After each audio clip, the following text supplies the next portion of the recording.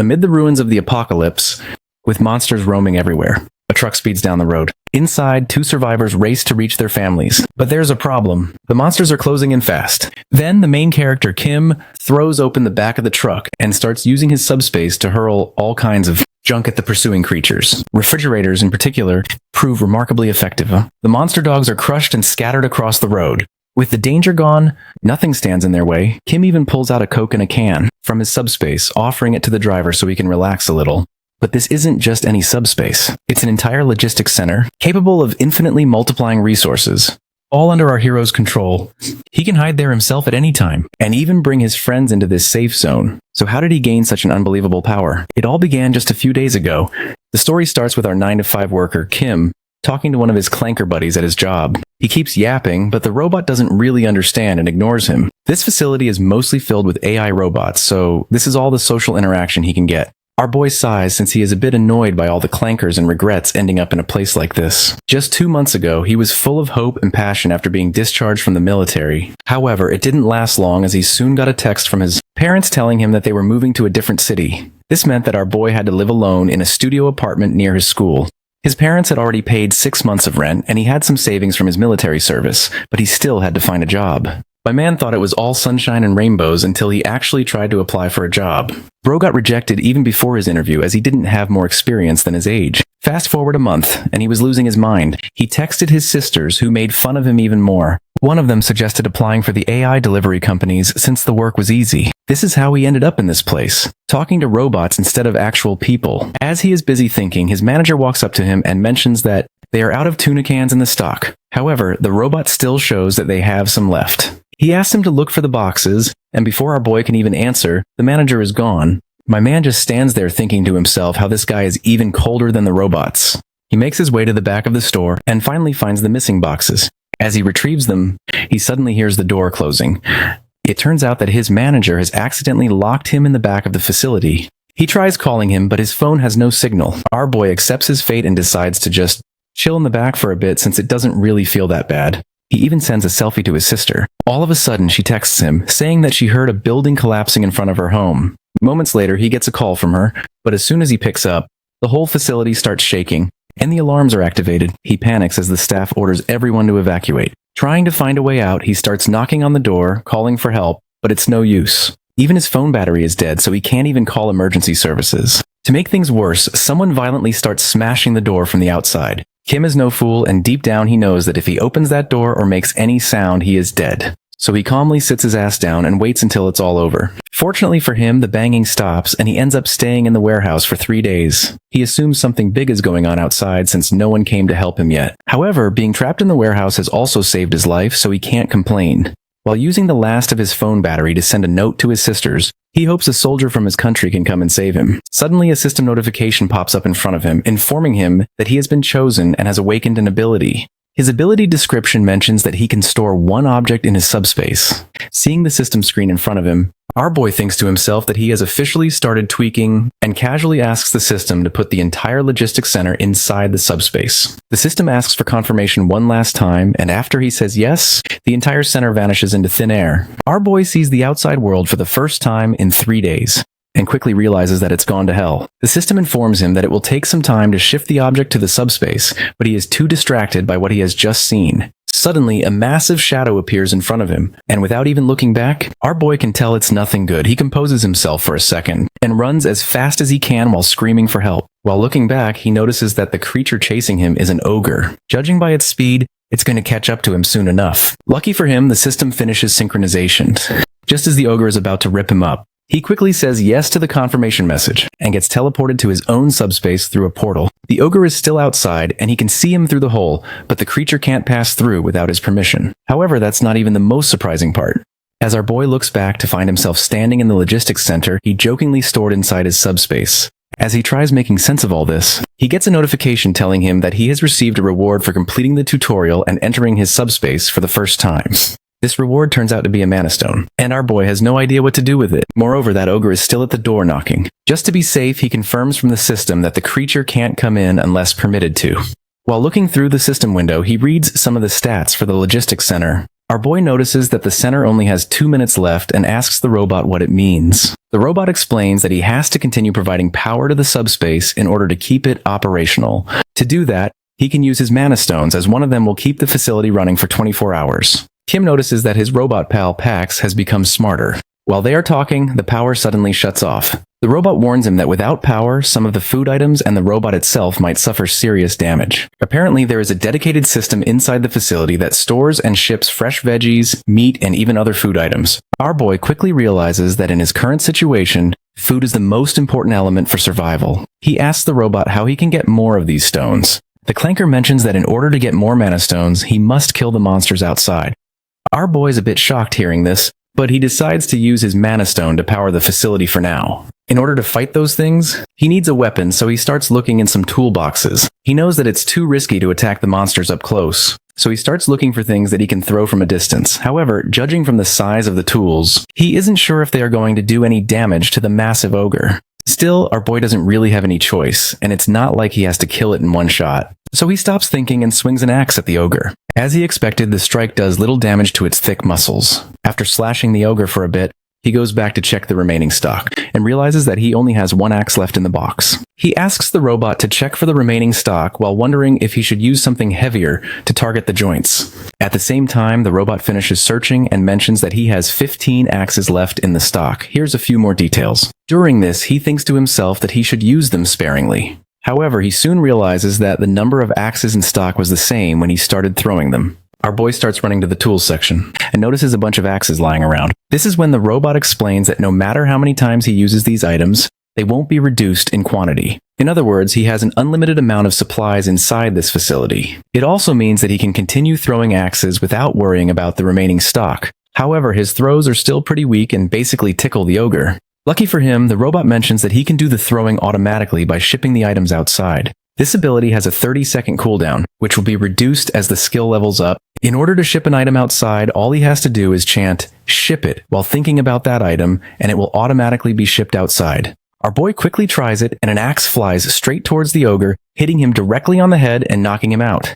Kim is understandably baffled by the speed, and asks the robot what's happening. Pax explains that the default speed for shipping is set to 40 miles per hour, but he can increase it to a maximum of 50 mph at his current level. Moreover, if he wishes to level up his skill, he might need more mana stones. At that moment, our boy finally understands the entire game, and starts gearing up to go outside. Everything he needs, including the map, is already inside the facility. He simply marks his destination, and decides to ride his electric bike since traveling by foot is not a good idea given the situation outside. Our boy dramatically takes his bike outside the subspace and urges everyone to hold on as he is about to come save them. Fast forward half an hour, my man has already killed 12 ogres. During his time outside, he learned that his subspace ability was kinda overpowered. Being inside gives him protection against the monsters, while he can safely throw stuff at them. Even though the shipment skill has a 30-second cooldown and some distance conditions, he can still upgrade it using mana stones. Moreover, he also has a recall skill that automatically pulls the item back, allowing him to hit the monsters twice. This doesn't just work on simple tools. He can use this to recall mana stones as well, which means that he doesn't have to take a single step outside in the entire process. By now, he has collected 13 mana stones, and as long as he can keep the facility running, he won't have any trouble surviving. With these thoughts, he steps outside the subspace since he also needs to get his family inside. However, he quickly notices something flying high in the sky and realizes that ogres aren't the only monsters he has to face. While he is distracted by the wyvern, he hears strange noises in the distance. Our boy immediately knows that it's a person calling for help. Sure enough, some old guy is being chased by a giant wyvern, and he's too slow to escape. The monster strikes him down using its tail and continues following him. One of his friends runs over to help, but the monster casually ignores him and continues focusing on the old man. The guy wonders if it's targeting the old guy because he is an easier prey. With a knife in his hands, he thinks about attacking, but deep down, he knows it won't do a thing to the giant monster. While this is happening, both the men notice a bright light approaching from a distance. Before they can react, someone throws an axe at the wyvern, killing the monster on the spot. Our boy casually arrives on his bike and asks them if they are okay. The two men are completely shaken and question if he is a soldier. He points to his uniform and explains that he works in the warehouse of the logistics center. This surprises the men even more, and they assume he must have some powerful ability since he took down that monster in a single hit. It turns out that one of the men also has an ability, but it's only driving, and he has not gotten the chance to use it yet, considering their circumstances. Our boy asks them if there are any other people around, and the men explain that a lot of people gathered at the warehouse to find food.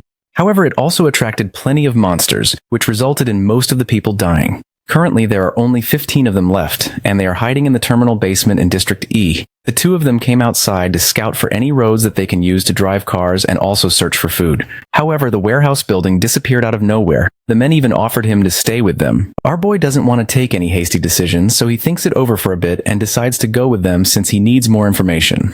He knows that they are also putting themselves at risk by bringing him in. Moreover, they don't yet know how his ability truly functions. So if something happens, he can always run inside the subspace. All of this sounded good until he actually went to the basement and saw a guy aura farming by standing over an ogre's corpse. One of the men walks over to the guy, asking him if everything is fine. The aura farming guy turns out to be their leader, named Jin Mok, and he explains that one of the ogres got lost and ended up here.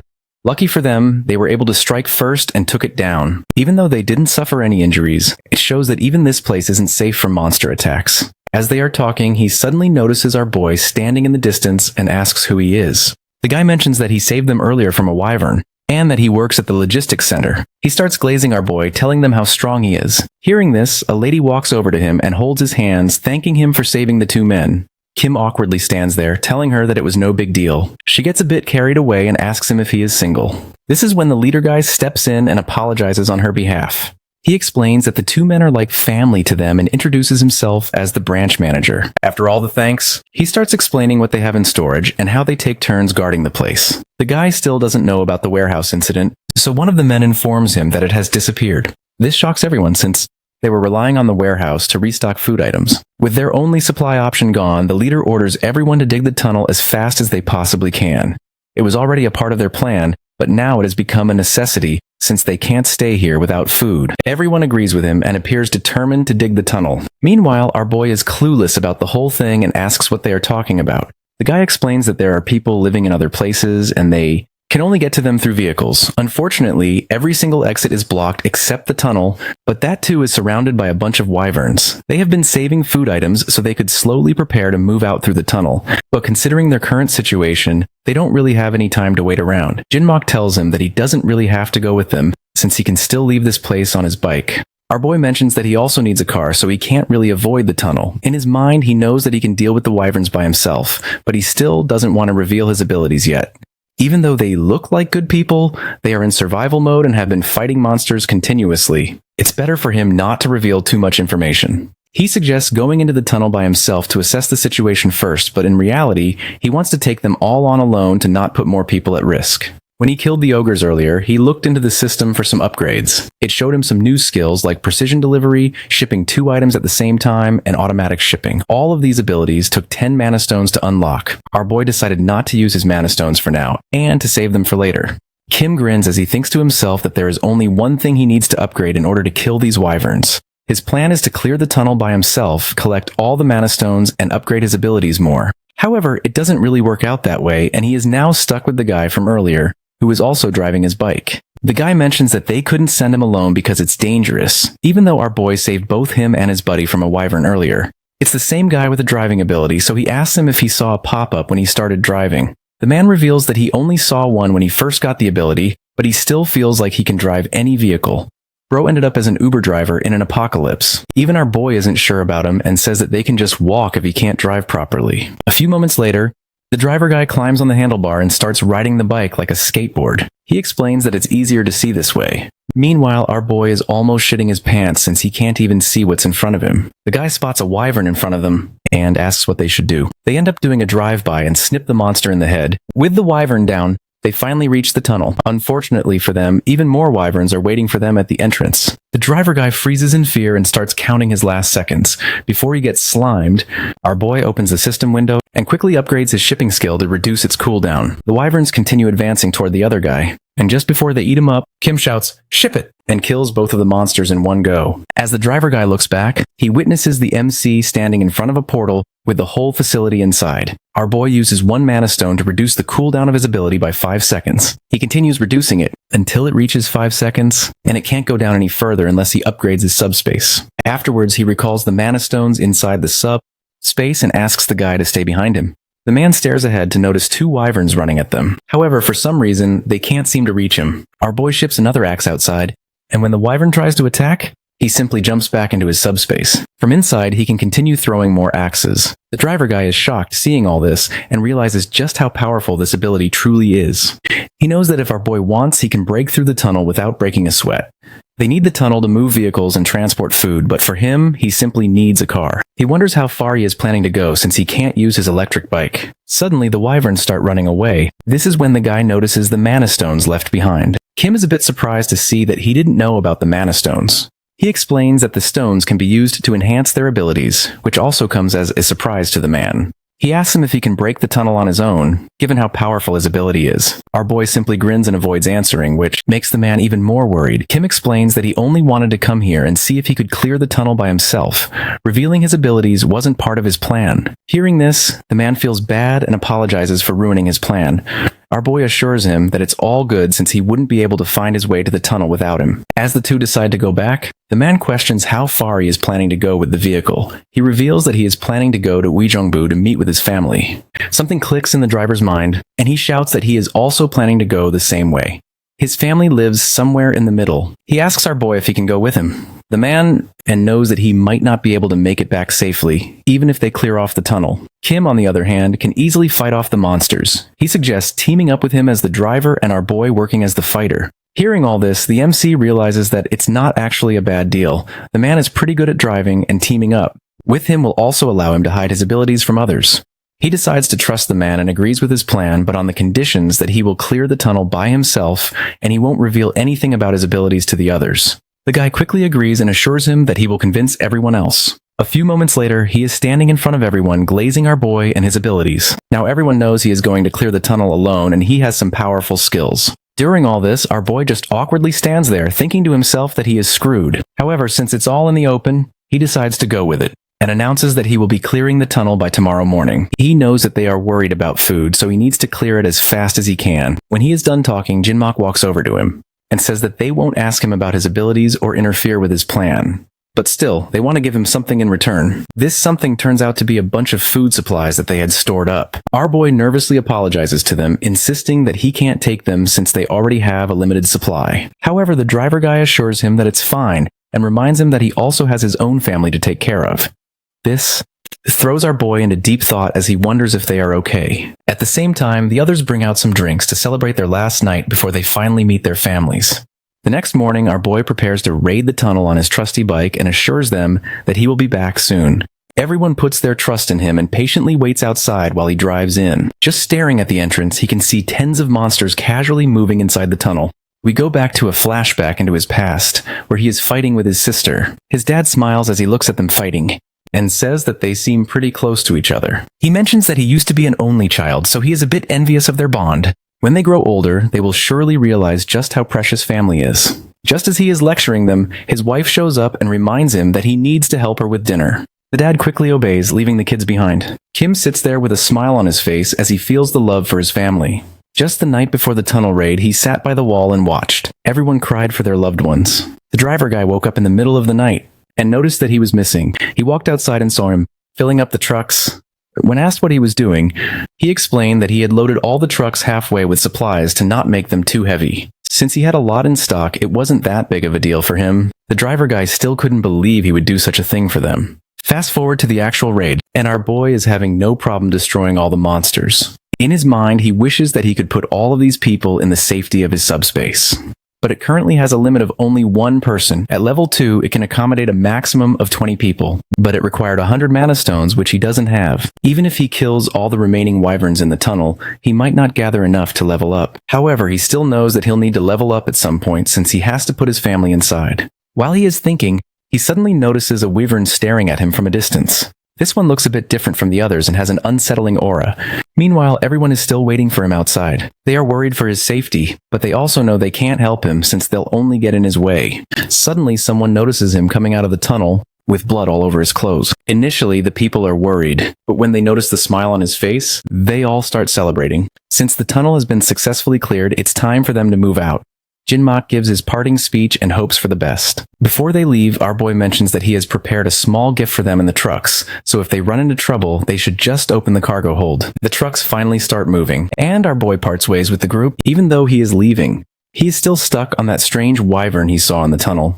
It ran away before he could kill it. He guesses it's probably their boss or something. Their truck suddenly drives over a dead soldier, but they don't stop since the bodies are literally everywhere. Our boy knows that he might have been one of those bodies if he were still in his military service. His thoughts are interrupted when they run into barbed wire. They assume it was put up by the military to prevent the monsters from advancing. Given the situation, the driver guy suggests taking a different route, but our boy has other ideas. He spots a bunch of monsters on the other side and wants to use them to level up. Instead of going around, he asks the guy if they can use the narrow sidewalk to get through. The guy tells him that it's possible, and that's all our boy needs to hear. He excitedly orders him to drive ahead. The driver guy is still restless, and his nerves only get worse when he sees what lies ahead. An ogre is locked in battle with a pack of dog-like monsters. For a brief moment, the creature fights alone, but soon the dogs swarm it from every side.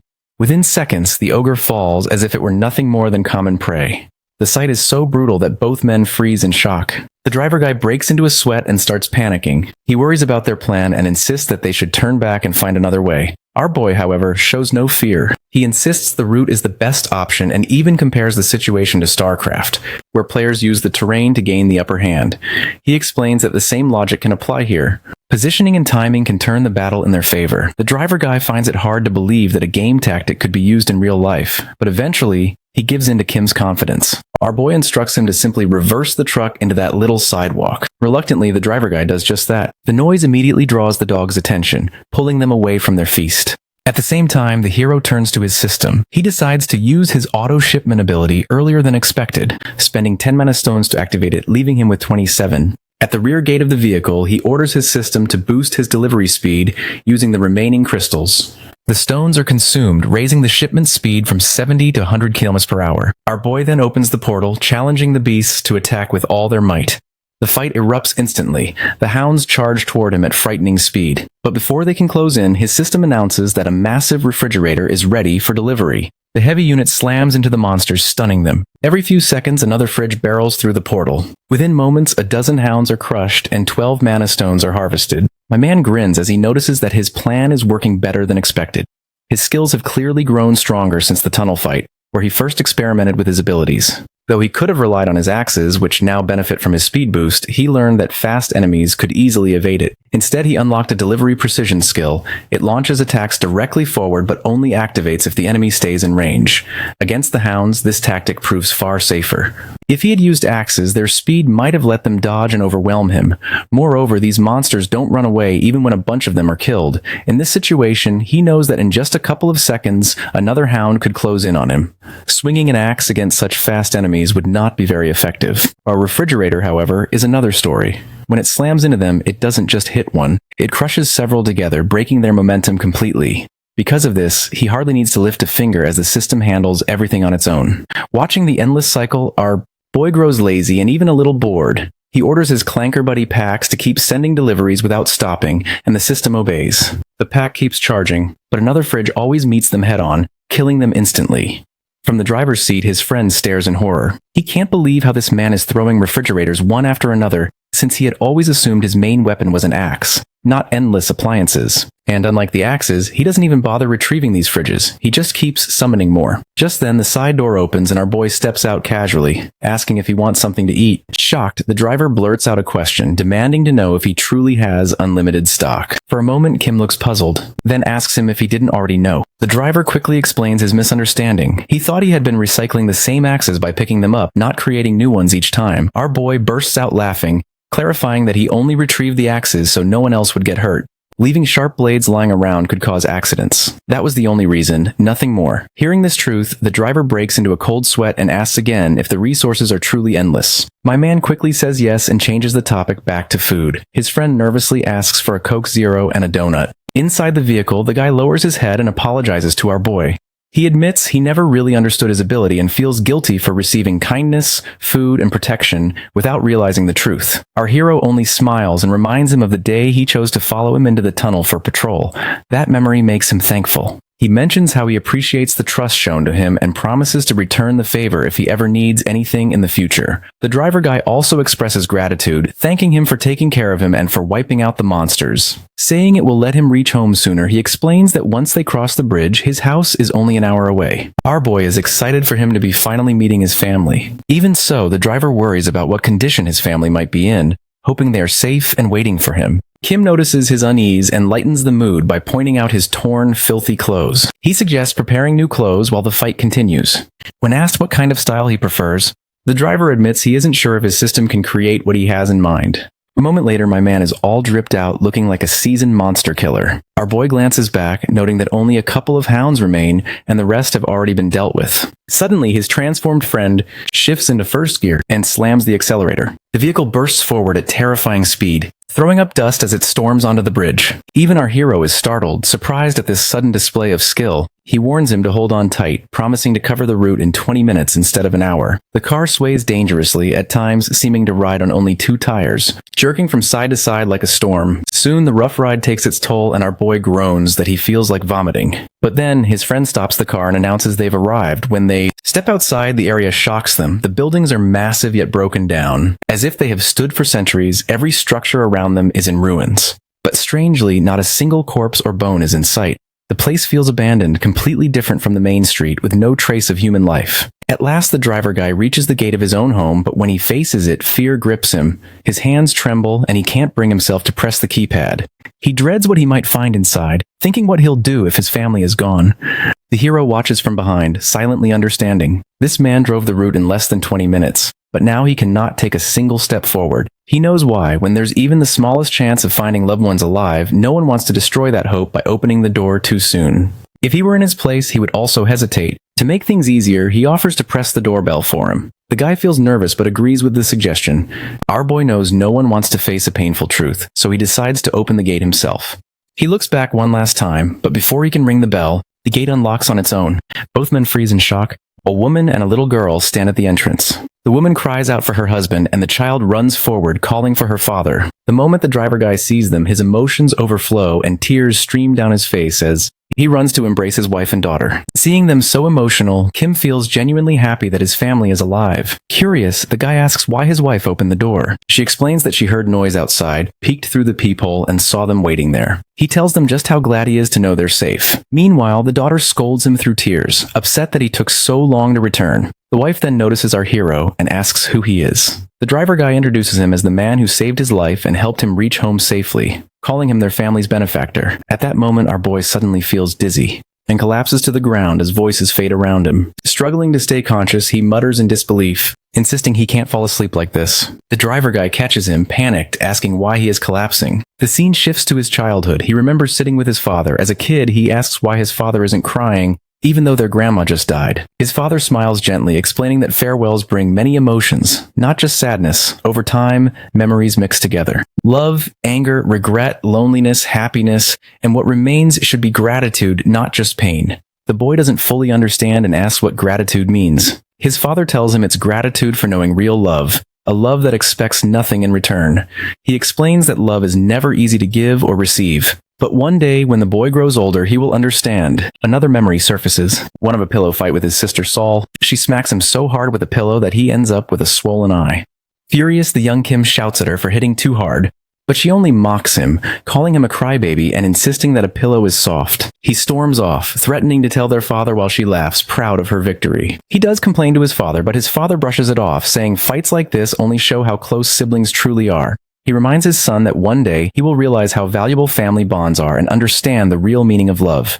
From the kitchen, his mother interrupts, scolding her husband for lecturing the children instead of helping with dinner. She sets the table, calls everyone to eat, and yells at the eldest daughter, Juyun, to put down her phone and join them. She finally joins the table, though reluctantly. Their mother can't resist teasing her, joking that she must have a boyfriend since she never puts her phone down. She blushes and quickly denies it, insisting she's only in middle school and just chats with friends. Before the teasing can go further, the TV blares with the sound of a commentator shouting about a brutal move in a fight. Everyone's attention shifts. The older sister frowns at how violent it looks, but Saul is thrilled, her eyes glued to the screen. The older brother turns to her, reminding her that she'll soon be in middle school and encouraging her to join a boxing or sports club, since she's pretty good at that.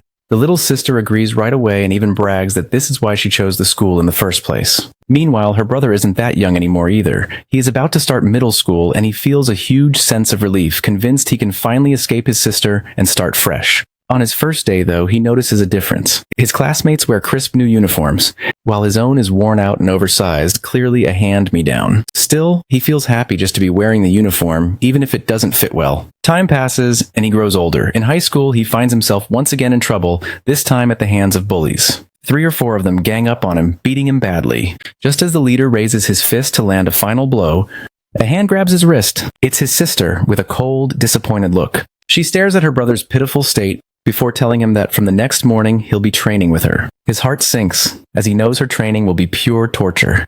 Despite this harsh routine, life continues. One day, a notification pops up. His older sister has been accepted into nursing school. Their father announces the news proudly, leaving both siblings stunned. More time passes. One evening, while our boy is working at the computer, his dad calls him over and tells him it's time. He looks confused until his father hands him an official letter. The moment he reads it, his heart drops, since it's the government notice for his mandatory military service. The day of departure arrives. When his sister sees him with his short military haircut, she bursts out laughing, teasing him without mercy. Meanwhile, his mother, worried, tells him to take care and come home safe. With a cheerful wave, the young man leaves alongside other recruits. His family waves back happily. But once he walks some distance, his true feelings break through, and he starts crying. The scene shifts again. In the present, he slowly regains consciousness. He realizes he is lying on a soft pillow inside someone's house. Confused and disoriented, he looks around, trying to make sense of where he is and what happened. As his memories return, our boy panics. He realizes he actually fainted, and the last thing he recalls is the driver guy reuniting with his family. Worried something might have gone wrong, he quickly summons his axe through a small portal. A voice behind him suddenly breaks the silence, asking if he is awake. Startled, he turns and sees the driver guy's wife and daughter calmly sitting at the table eating. For a moment, they all just stare at each other. His eyes then fall on the driver guy, who is resting peacefully nearby. The wife explains that he had collapsed suddenly and fallen into such a deep sleep that she hadn't dared to wake him. Embarrassed at drawing his weapon in the wrong place, he quickly sends the axe back into his subspace and asks how long he was out. The wife replies that it was only 3 hours, and expresses her heartfelt gratitude for how much he helped her husband survive and reunite with his family. Our boy feels awkward under such appreciation, insisting it wasn't like that and that the driver guy helped him just as much. While they are talking, Youngsu wakes up, and the wife urges our hero to eat first, reminding him her husband hasn't eaten either, since he wanted to share the meal with the hero. He nods gratefully and sits with his friend. The wife humbly explains that she did her best with what little they had, though she cannot guarantee the taste. The hero thanks her, saying he isn't used to luxury and is grateful for whatever is served. When he takes his first bite, it feels like heaven. After so long, he finally tasted proper food, made with real ingredients. It reminds him of his mother's kimchi back home, the most delicious thing he had ever had. In moments, his bowl is empty, and he thinks to himself that not since his military days has he enjoyed such a meal. During the meal, the driver guy asks if his destination is Gangnam. Our boy nods, confirming that's his next stop. The driver guy immediately offers to drive him there. Shocked, the hero asks what he means. The man explains that he already discussed it with his wife and she agreed. It's their way of repaying him for helping them reunite. Our boy raises his hand, stopping him, and clarifies that Gangnam is only a stop. His true destination is Wyeongbu, which is much farther. For that, he will need a car. The guy acknowledges this, but says he has one condition, which they should discuss outside. Once outside, he proposes that they all go together to Gangnam in the truck. After he reaches his destination, the driver guy plans to use his electric bike to return home. Kim frowns, pointing out that the bike isn't enough for such a dangerous journey. But the driver guy remains calm, assuring him that with his skills, he can manage. Our hero studies the driver guy carefully, wondering why anyone would take such a risk for him. The man has already reunited with his family, has enough supplies to survive, and has reached safety. His driving skills are incredible, but even that doesn't explain why he'd put himself back in danger. Our boy straight up asks him why he is doing this, even though he is already united with his family.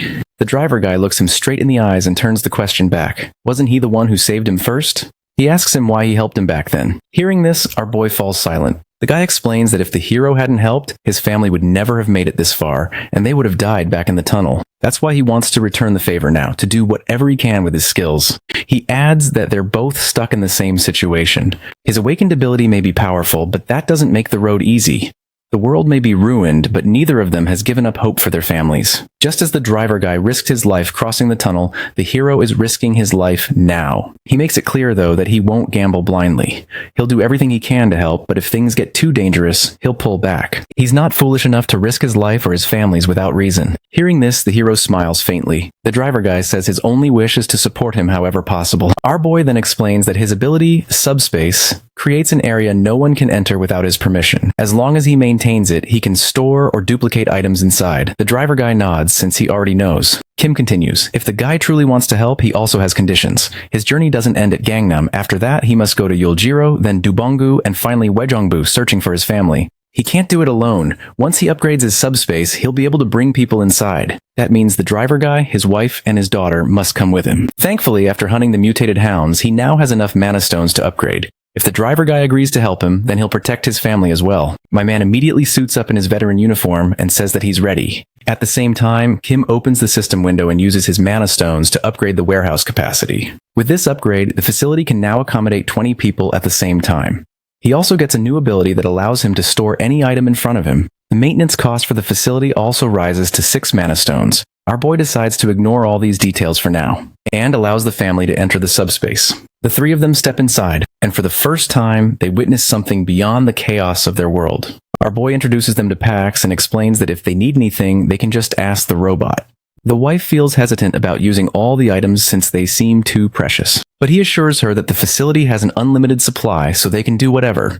After explaining everything to them, he informs the guy that they will leave in 30 minutes and decides to check his new abilities. His main ability is to store any item in front of him in the subspace. Back then, when he first awakened his ability, he unknowingly put the facility inside the subspace. As a result, the Pax AI of the facility and his system merged, creating something far more powerful. From then on, his subspace gained more functions apart from just entering and exiting it. Since his abilities were so powerful, he didn't expect anything else from leveling up. However, now that he stares at the system screen, he can see that leveling up will allow him to store one more object. The idea still makes him shiver. Moreover, for 50 mana stones, he can install a lab inside the facility that will allow him to combine and transform items registered in the subspace. He doesn't really have enough mana stones to try out this ability for now, so he decides to experiment with the subspace itself. My man imagines testing the limits by trying to store something ridiculous, like the entire Earth itself. To his surprise, the system actually prompts him to confirm the target.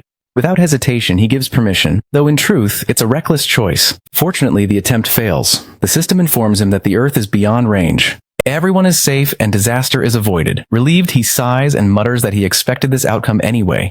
Before he can dwell on it further, the driver guy interrupts with something practical. He has checked the routes to Gangnam and points out a road on a map. Our boy reminds him that he was supposed to play with his daughter instead of worrying about maps. But the driver only gestures behind him, where the little girl is already fast asleep. The guy admits once again how grateful he is. The hero tells him they're simply helping each other, nothing more, but he promises that he will keep giving his all to support him. The next moment, they are both in the truck, and the guy is all suited up again. This makes our boy a bit nervous, and he asks him if he can drive slowly this time. As expected, the driver speeds up even more, saying it's his turn to repay the favor. A few tears roll down Kim's face as he accepts his fate. As they continue driving through the abandoned city, the guy keeps yapping. Meanwhile, our boy is exhausted and just wants this road to end. But almost immediately, the driver spots something ahead that chills him. The road is blocked by heavy military barricades, spikes are buried in the ground to shred tires, and sprinklers are set up as if ready for use. He mutters that there used to be a military base nearby and wonders if soldiers are still here. The hero checks the side mirror and shakes his head.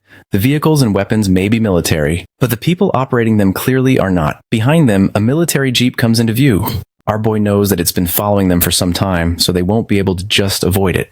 He says he'll open a portal under the steering wheel and tells the guy to move into subspace. The driver hesitates, asking if he can really handle this alone, but the hero assures him that it's all good.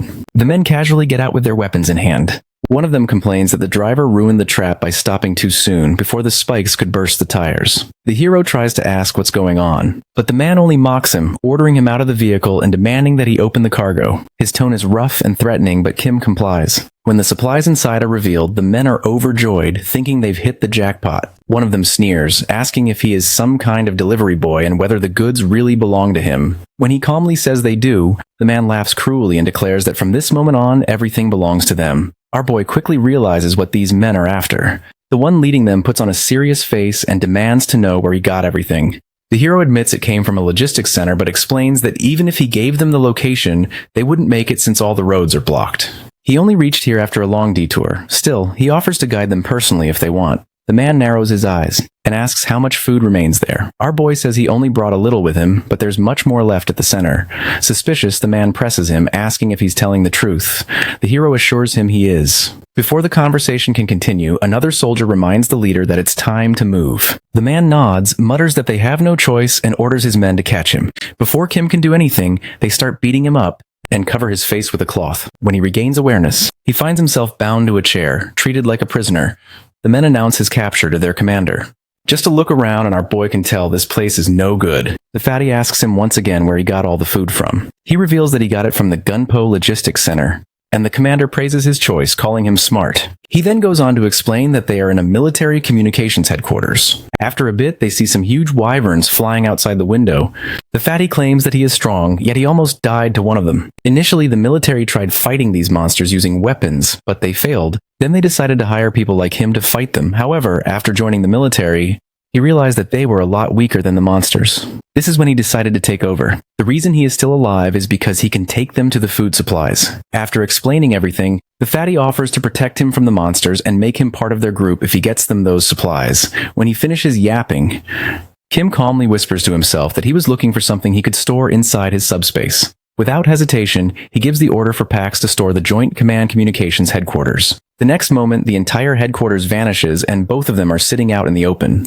Soldiers and gang members alike stare at the empty space where the building once stood. Their commander paces, stunned and muttering that he cannot understand how an entire structure could disappear. Meanwhile, our boy feels a sudden physical backlash. He vomits blood and worries that storing large things in subspace causes dangerous side effects. Outside panic spreads. Soldiers tremble as a swarm of wyverns approaches, led by a massive, terrifying wyvern. The gang leader tries to rally his men, insisting they must take down the smaller wyverns first. But his crew breaks and runs. He is left furious and alone, calling them traitors. The giant wyvern swoops in and, after a moment of scanning the area, fixes its attention on our boy. At roughly the same time, he receives a system notice asking permission to admit a wounded soldier into subspace.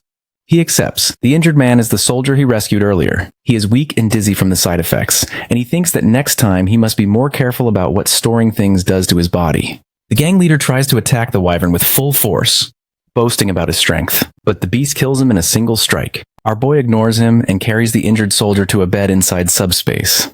He and the driver guy check the wounds and, with no medical expertise, can only hope the man recovers on his own. From the wounds and the soldier's condition, they suspect gang torture and prolonged malnutrition rather than a single brutal assault. Their conversation turns to the new communication headquarters building he put inside the subspace. The driver guy confirms what he suspected, telling him that the area around the logistics center has indeed expanded, and the new structure looks like a very large military base. Kim had been blindfolded when taken inside earlier, so although he never saw its full size, now seeing the real thing, he realizes just how huge it is. He asks the driver guy to watch over the soldier and decides to explore. The base is far too big to move through on foot, so he borrows a bicycle to travel faster. He realizes the place is full of guns, ammo, explosives, vehicles, and gas masks. It's exactly what survivors need in this world. But unlike the logistics center where PAX handles inventory and shipment, this base is organized into departments. Weapons here, magazines there, explosives in another wing. He will have to physically fetch items from different sections and assemble them manually. That complexity worries him, as he believes that supplies here are finite, not infinite like the warehouse. The AI drone suddenly hovers overhead and speaks, explaining that the subspace program is linked to the logistics center and that PAX still controls parts of the system. The drone says the sector he just added is being integrated and will be treated like part of the warehouse. The hero asks if rifles and ammo can be duplicated and shipped like items from Sector 1. The drone confirms that is the goal, but the classification process is only 0.81% complete. If the hero needs something urgently, the drone offers to prioritize and code specific items first. Our boy requests rifles, ammo, grenades, vehicles, and fuel. The drone acknowledges the order and says priority coding has begun. Within 10 minutes, those items will be available. As a safety measure, he asks the drone to lock access, so only he can use the items. The drone confirms that restriction is possible. He trusts the driver guy and his family, but he also has a soldier in the subspace, so he can't be too careless. Before leaving the base interior, he peers outside through the portal and sees corpses scattered everywhere. Kim mutters that the problem outside is far from solved, since there are still too many wyverns. Moreover, he isn't planning on letting the giant one go this time. The scene shifts as the group prepares themselves. The driver guy recalls his military days, thinking back to the time when his shooting skills were sharp. He wonders if after so many years he still has that ability. Meanwhile, our boy sets out boxes of magazines explaining that each one holds at least 10,000 rounds. Even if a gun fails, he should simply discard it and grab another. The system had unfortunately registered the magazines separately from the guns, making things more cumbersome. For his own sake, he asks the guy if he knows how to shoot. My man simply picks up a gun, telling him that he would rather show than explain. He starts firing continuously, unleashing a relentless wave of bullets. The wyverns start falling one after the other. The two of them pause to take a break, since all the wyverns appear to have died. However, our boy knows that something is off. He can't see the corpse of the big wyvern anywhere. He reminds them that the corpse of the massive wyvern is nowhere to be seen. Outside the portal, the giant wyvern lurks silently, lying in wait for an ambush. It even tests the portal, but fails to enter without the hero's permission. Suspicious, the driver guy examines the fallen bodies, but finds nothing hidden. Kim then proposes a test. Instead of stepping out blindly, they can use a remote control decoy. If the monster attacks, they will know it is still waiting and start shooting. They build a dummy, place it on a remote control car, and send it out. The moment it rolls through, the giant wyvern strikes instantly. The driver guy prepares to shoot, but when he actually locks eyes with the monster, he freezes in shock. The wyvern hammers at the portal in frustration, but cannot break through. Our boy shouts for the guy to snap out of his fear and join the attack. Shaken, he obeys, and together they pour gunfire into the wyvern. But even after countless bullets, the monster stands unharmed. Our boy remembers the words of the fake commander who told him that his attacks weren't working on the dragon, as if something was blocking them. Even now, it doesn't seem like the bullets are being stopped by the hard skin, but something else. The wyvern roars again, furious. At that moment, a grenade rolls at its feet. The MC wants to test if overwhelming explosions will break through the defense. He throws grenade after grenade, duplicating them endlessly, while his friend joins in. For a long while, the air shakes with non-stop detonations. At last they pause, their muscles giving up. The two wait for the smoke to clear, hoping to see the wyvern dead. But when the dust clears, the giant wyvern is still standing. The only mark left is a faint scratch on one claw, which it raises mockingly as if to show how useless their efforts have been. My man can't believe how this monster can withstand such a brutal assault. Then to his shock, the beast simply turns and walks away. The driver guy wonders aloud if it truly left. Our boy is still uneasy, and thinks the retreat isn't because of them, but for some unknown reason. In any case, now that the monster is gone, they can continue moving. While driving in their military jeep, the guy admits that he has never seen anything so huge. Kim agrees, disturbed by the memory of the grenades doing almost nothing. He reflects that grenades are meant to kill instantly, yet against this beast, they barely made a dent. He thinks about stronger explosives and bombs that could destroy entire cities. Using them would risk countless innocent lives. Even then, there's no guarantee such monsters would die. If he went that far, others might see him as a villain worse than the creatures themselves. He realizes he needs an ideal weapon, something as powerful as a bomb but targeted, fast and precise, causing minimal collateral damage. For now, grenades remain his best option, but he must keep improving his powers to prepare for even stronger foes. Checking his system, he finds he has gathered 314 mana stones from the endless waves. The number shocks him as it's far more than he expected. Using them wisely, he begins to strengthen his abilities. He increases his launching speed from 100 to 150 km/h, reduces his shipping time from 5 seconds to 1, expands his simultaneous shipping capacity from 2 items to 4, and doubles his launching range from 25 meters to 50. Even after these costly upgrades, he still has 189 stones left. There's one more thing that he has his eyes on. He quickly uses 50 mana stones to unlock the Parallel Dimension Lab. To test it, he asks his driver buddy to park the car so they can rest and experiment with his latest power. The driver guy studies the road ahead, points out that Gangnam isn't far now. Since there are no monsters nearby, he suggests Kim should enter the portal while he keeps driving. Our boy hesitates, thinking it sounds risky, but the driver guy assures him he isn't tired at all and can drive easily. To ease his concern, he proposes keeping the portal open inside the car. That way, while the car moves forward, the portal will move with it, and if anything dangerous happens, he can jump inside instantly. Hearing all this, our boy jumps inside the portal and starts exploring his new lab. As he explores, a screen appears with options. The first option is Combine, allowing him to merge 2 or more items regardless of their physical condition. The second option, Separate, lets him divide any object into parts without destroying the material. A third option remains locked. Our boy immediately imagines the possibilities. He could merge a gun and a magazine into one complete weapon. He could even remove parts safely like a grenade's safety pin without triggering it, since objects inside his pocket dimension obey only his commands. To test this, he registers a grenade without its pin, spending 15 mana stones. It may not be enough to crush a massive wave, but it's still a useful tool. Then a better idea strikes him, merging 2 magazines into one to double the bullets. Or perhaps combining different objects to craft entirely new weapons. Something more powerful than a bomb, but with a smaller damage radius. Meanwhile, outside, the driver guy stops in front of a barrier made of cars. He stares in disbelief, wondering how anyone could build such a wall. At that moment, our boy steps out of the portal and notices the huge barrier ahead. The driver guy suggests turning back, but he shakes his head, insisting that the barrier isn't a problem anymore because he has created a new weapon. Without warning, a massive object shoots from Kim's portal and slams into the barricade. The impact unleashes a series of violent explosions. Cars fly apart, scattering like toys, and within moments, the road is completely clear. The driver guy is stunned, unable to believe what he just saw. His weapon is nothing more than several heavy iron rings launched at 150 kilometers h, but the sheer force makes them devastating. The noise alarms the guards inside the building. They argue about whether the barricade really fell, but when they look, they see a military vehicle approaching. The car screeches to a stop in front of them. Through the rolled-down window, our boy calmly asks if Nurse Julianne works here. The scene shifts to a memory of his childhood. His sister Saul runs at him with her usual dramatic moves, landing a kick while their eldest sister studies quietly nearby. Irritated by the noise, she scolds them for disturbing her concentration. Her sudden seriousness shocks her siblings as she had never cared much for studying before. When their mother asks if something is wrong, she tells her that it's nothing, and she has simply found her dream. She holds up a novel, The Apple Tree Story, and declares her desire to become a nurse, someone who helps the sick even if the world ends tomorrow. At first, the family doubts her, but her determination proves real. Over time, her grades rise, and eventually she is admitted to nursing school. Back in the present, she finally sees her brother again. Tears fill her eyes as she checks him over, worried if he's hurt. Kim cries even harder, relieved that she has survived. The siblings embrace tightly after so many years apart. After calming down, he introduces the driver guy, telling her that he helped him along the way. The sister suddenly remembers she has a chocolate bar and tries to offer it, but our boy laughs and declines, explaining that his subspace already has more chocolate than he could ever eat. Instead, he leans close and whispers that he has a patient. The word instantly changes her expression, and she demands to know where the patient is. He explains that the patient isn't physically here, but inside his ability, the subspace. Surprised, she realizes that her brother is also an awakened. He nods and says he needs to open the door discreetly, away from watching eyes, so no one suspects. He thinks for a moment and suggests they go inside the hospital instead. They should be able to find a quiet corner or an empty room there, where he can safely open his portal, so he brings his sister into the hospital.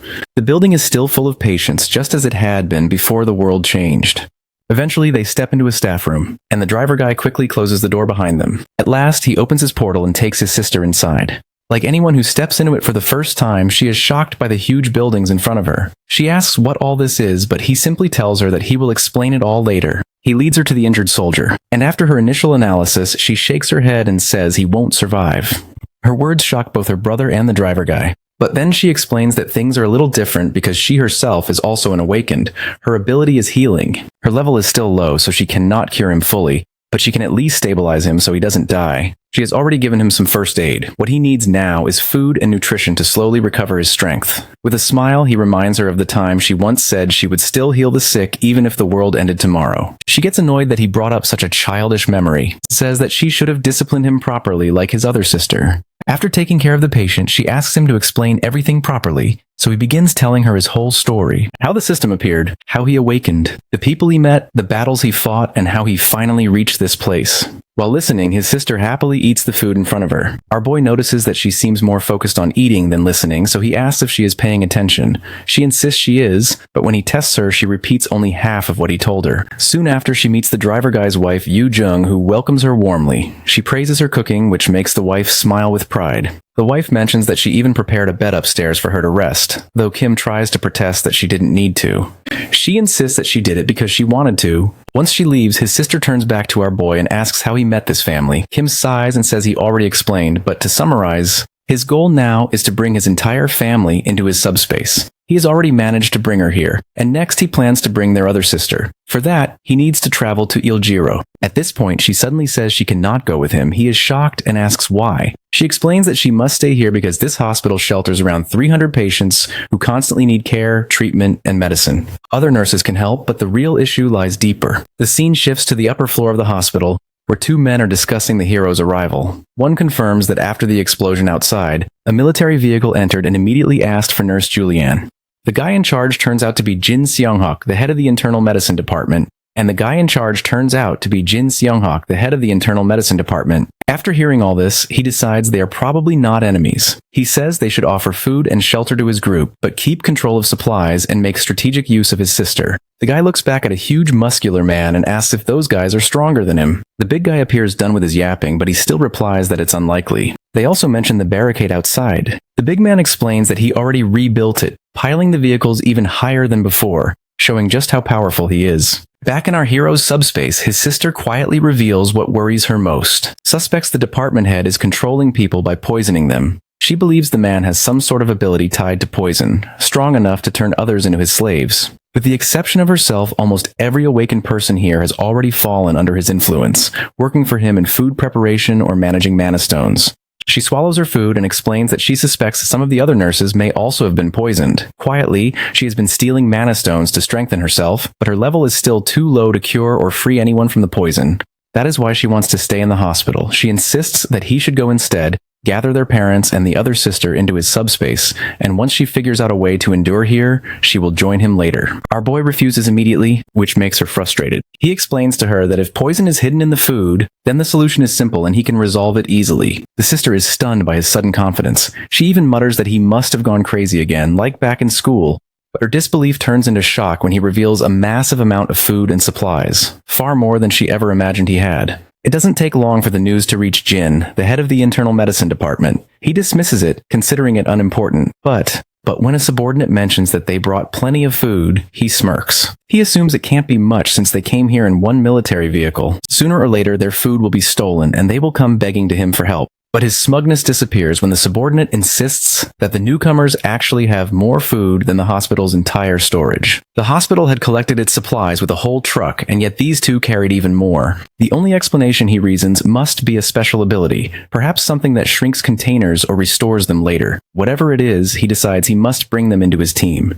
The man then gives his subordinate a drug and orders him to make the big guy who serves him feed it to our boy. If he refuses or resists the addiction, the big guy can kill him on the spot. He also mentions that the other guy who came with him should also be dealt with. The story shifts back to Kim inside the hospital.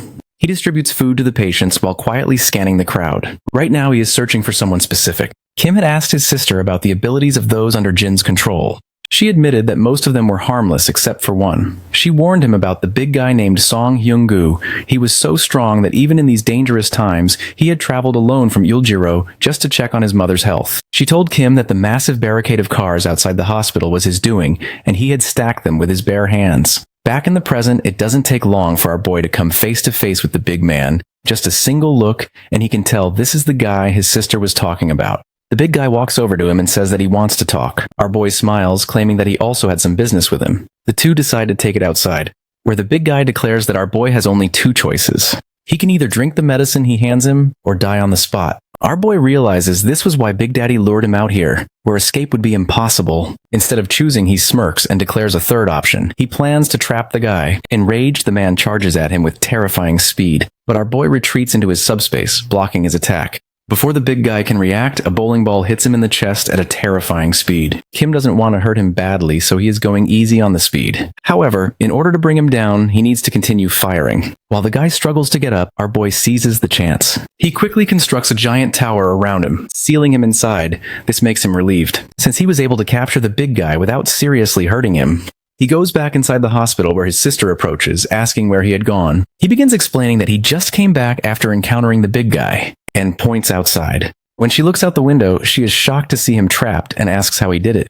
Just then, the driver guy arrives, holding his head and groaning from a sudden headache. The sister immediately recognizes the symptoms, as it's the same drug they have been trying to cure in others. But the guy swears he never ate anything himself, only distributed the food. A moment later, Julianne spots blood dripping from his finger and realizes the truth. Someone deliberately poisoned him while he was handing out food. Our boy wastes no time. He pulls the driver guy into his subspace to ask him to rest for now. However, the strangest thing happens as he steps inside and his headache disappears instantly. Kim quickly understands that his ability itself has broken the drug's influence since the system doesn't allow any outside energy to enter the subspace. Testing this theory, he pulls the big guy into his subspace and then sends him back out. Just as he expected, the doctor's control over him shatters. Free at last, the man rushes to embrace his sick mother, the one he had fought so hard to protect.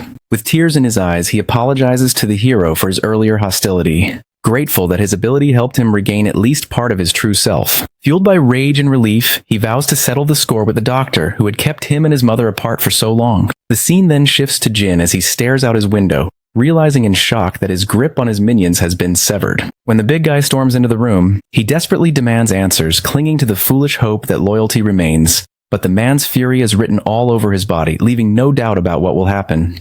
The doctor knows it too and makes one last effort to save his life by politely asking the big guy to spare him. Bro gets crushed like a walnut the very next moment.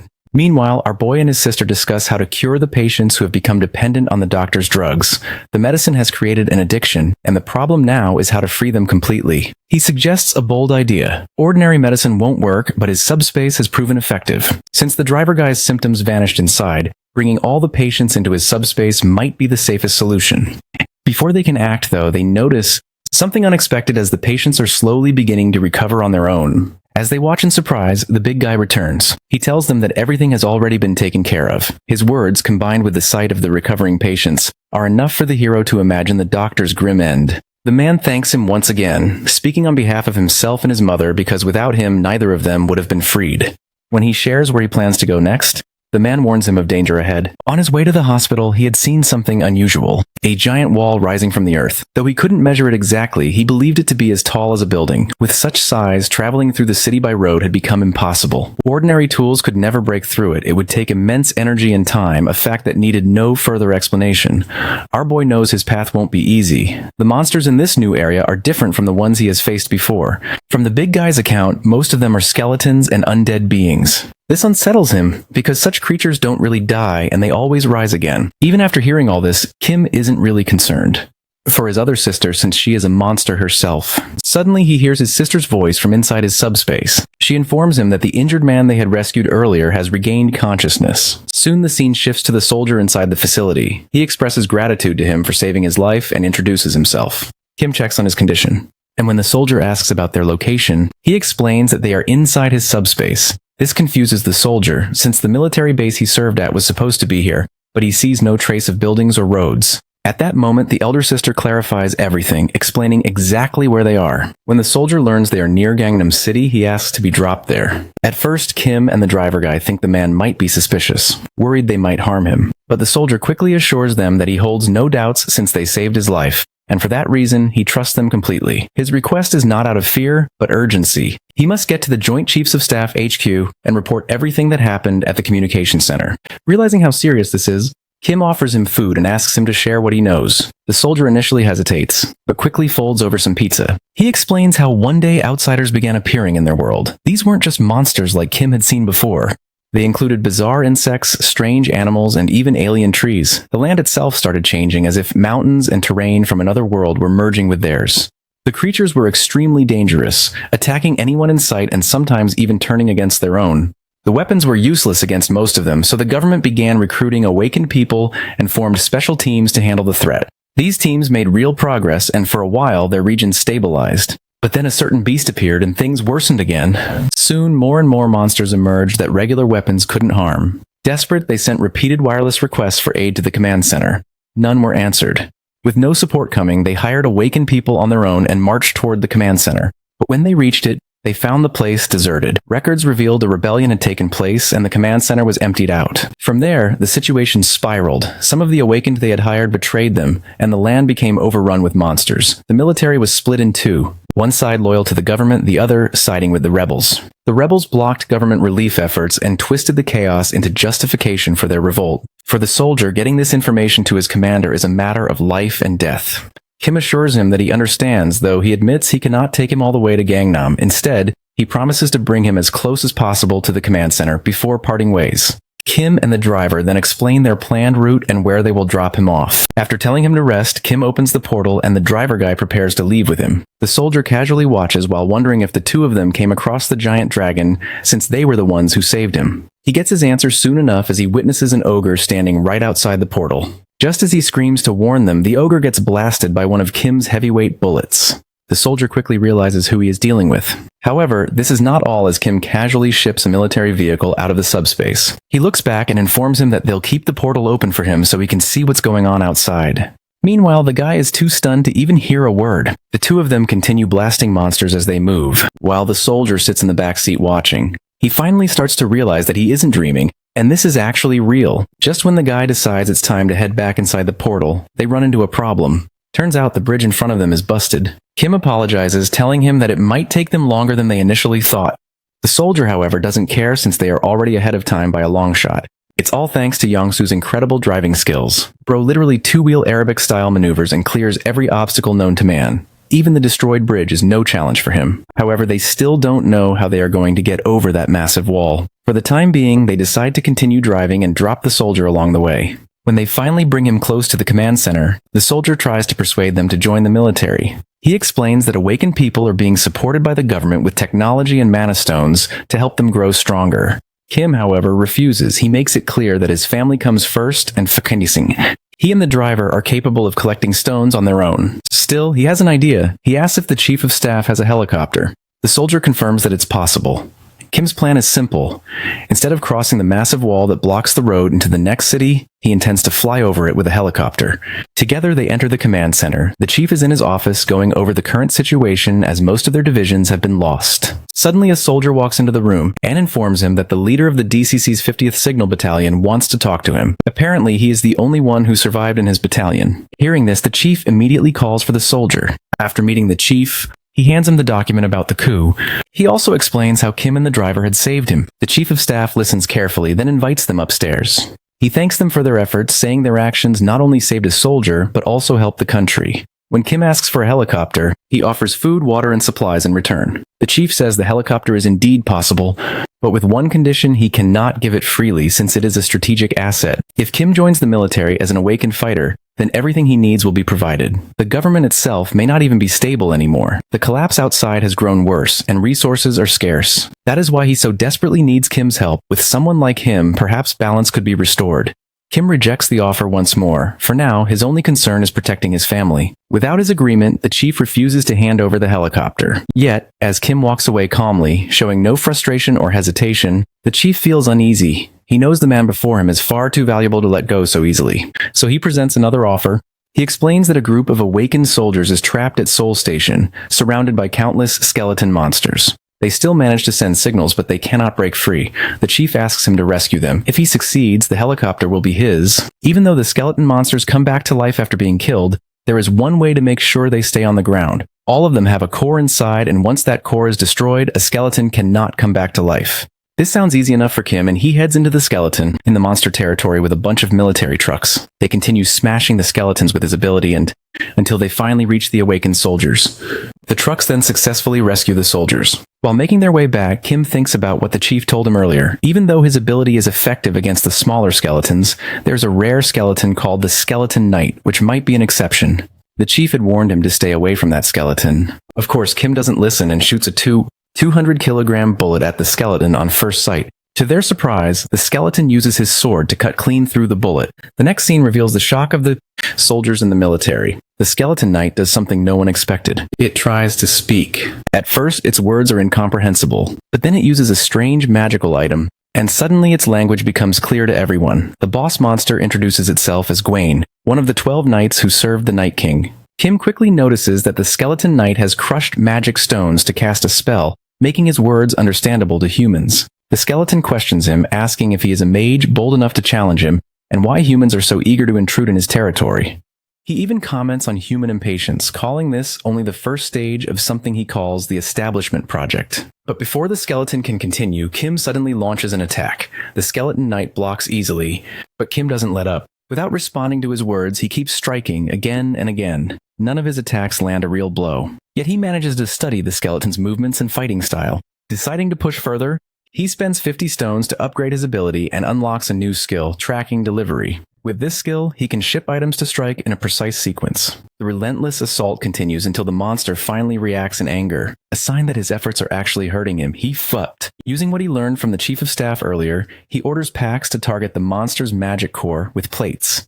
He continues changing the direction of the attack, hitting the monster from all angles. Seeing all the damage, the driver guy thinks they are safe for now. However, Kim is still tense and mentions that the skeleton knight seems even stronger than the giant wyvern. At last, his relentless bombardment cracks its hard bones and they start to break. Kim decides to use this chance and commands the AI to ship stacks of plates from all directions at the same time. This is enough to destroy the knight's core. Before dying, Gawain mutters his final words, warning him that this battle doesn't end here, and he will give everything he has left for the Skeleton King. Kim then gathers the loot he leaves behind.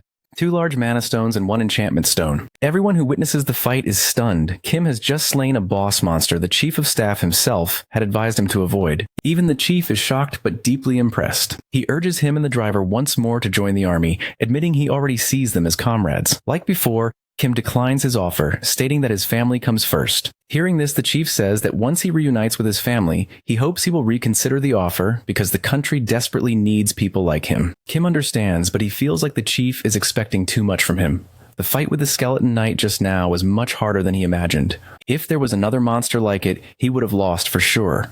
What troubles him more than the offer is what the skeleton knight revealed. If this knight was only one of 12, then 11 more powerful monsters are still out there. The danger is far from over. Adding to the strangeness, his heavyweight bullets proved useless against the skeletons. While bizarre methods like throwing bowling balls seemed far more effective, even Kim can't make sense of it, since it goes against the laws of physics. The chief of staff then warns him about his destination. He explains that they had once sent people to investigate that area, but the rising wall cut them off completely. No one has returned since. Still, aerial vehicles sent occasionally confirm that communication remains active, so the people trapped inside are at least alive. He reassures him that if his family is there, they are still safe. Kim already knows who lives in that walled-off area. It's none other than his second eldest sister. Compared to the monsters from another world, she's almost a monster herself.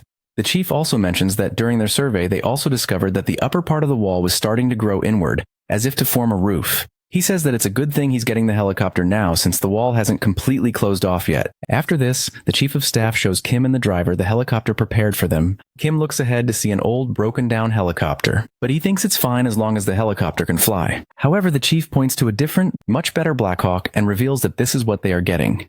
Considering what he has already done for the country, this is the least they can offer. He admits he already sees him and the driver guy as close allies and wants them to realize how important they are for everyone's survival. Right then, the driver guy sees a system window for the very first time in his life. It tells him that he can unlock the ability to pilot this helicopter if he spends 50 mana stones. His unique skill, the driving goat, allows him to operate any vehicle with ease. Unlike Kim, though, he has no concept of leveling up. Instead, whenever he wants to use a new vehicle, he just has to register it with mana stones, and then he can drive it forever. The chief of staff then hands over a suitcase filled with stones. He admits that he had planned to give it to them as a gift when they got on the helicopter, but now feels this is the right moment. Inside are 200 mana stones. The driver guy takes just 50, enough to unlock the helicopter skill, and passes the rest back to Kim. Overjoyed, the driver guy is eager to test out his new ability. Soon, both of them climb aboard the helicopter and begin preparations for takeoff. The driver guy makes a terrifying expression and claims that he knows how to fly the helicopter now. Kim begs him to go slower this time, but he refuses as always. This makes Kim cry as he knows how harsh this ride is going to be. While his friend gets the helicopter ready, he checks the notifications from his subspace. He sees that he still has 2 large mana stones and 1 enhancement stone, since each large stone equals 100 normal stones. His total now reaches 193. It's still a lot more than he expected. He immediately spends 1,000 stones to upgrade his subspace, though he remains uncertain about how to use the enchantment stone he received after defeating the skeleton knight. The system explains that this stone carries the fire attribute. Its fire level is low, but it still grants 2 special effects, penetration and ignition. The description also clarifies the difference between ordinary stones and enchantment stones. Both share the same origin, but enchantment stones carry unique properties. When fused with a weapon, they transform it into a magical weapon. The exact effect depends on the stone's attribute and level of power. For instance, if he fused the fire stone with an automatic gun, the bullets would turn into flaming rounds, but he hesitates. He only has 1 enchantment stone, and using it carelessly would be a waste. After thinking it through, he chooses not to use it on a gun or a grenade launcher. Instead, he decides to enhance the one weapon that has already proven effective. The bowling ball. His AI buddy registers it as a unique item at his request. It makes perfect sense. The skeleton knight was unaffected by guns or explosives, but the bowling ball brought it down.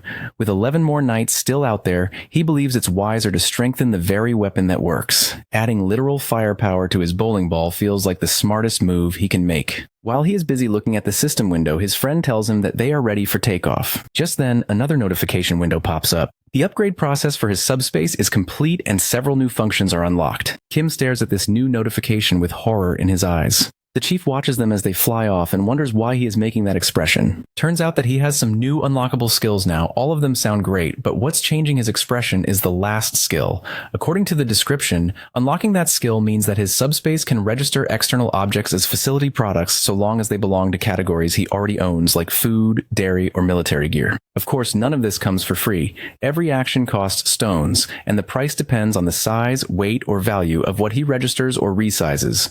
On top of that, just unlocking the new functions already took 250 stones. Still, Kim knows these new powers change everything. Before, he could only use the fixed supplies and products from his logistics center or military base. Now he can collect, store, and use almost anything he finds in the world, and that's a complete game changer. At the moment, his subspace only has two categories, logistics center and military base. That limits him to items that fit into those types, but then Kim does something unexpected. He double checks with the system, then registers the helicopter they're flying, the Black Hawk, under the military base category.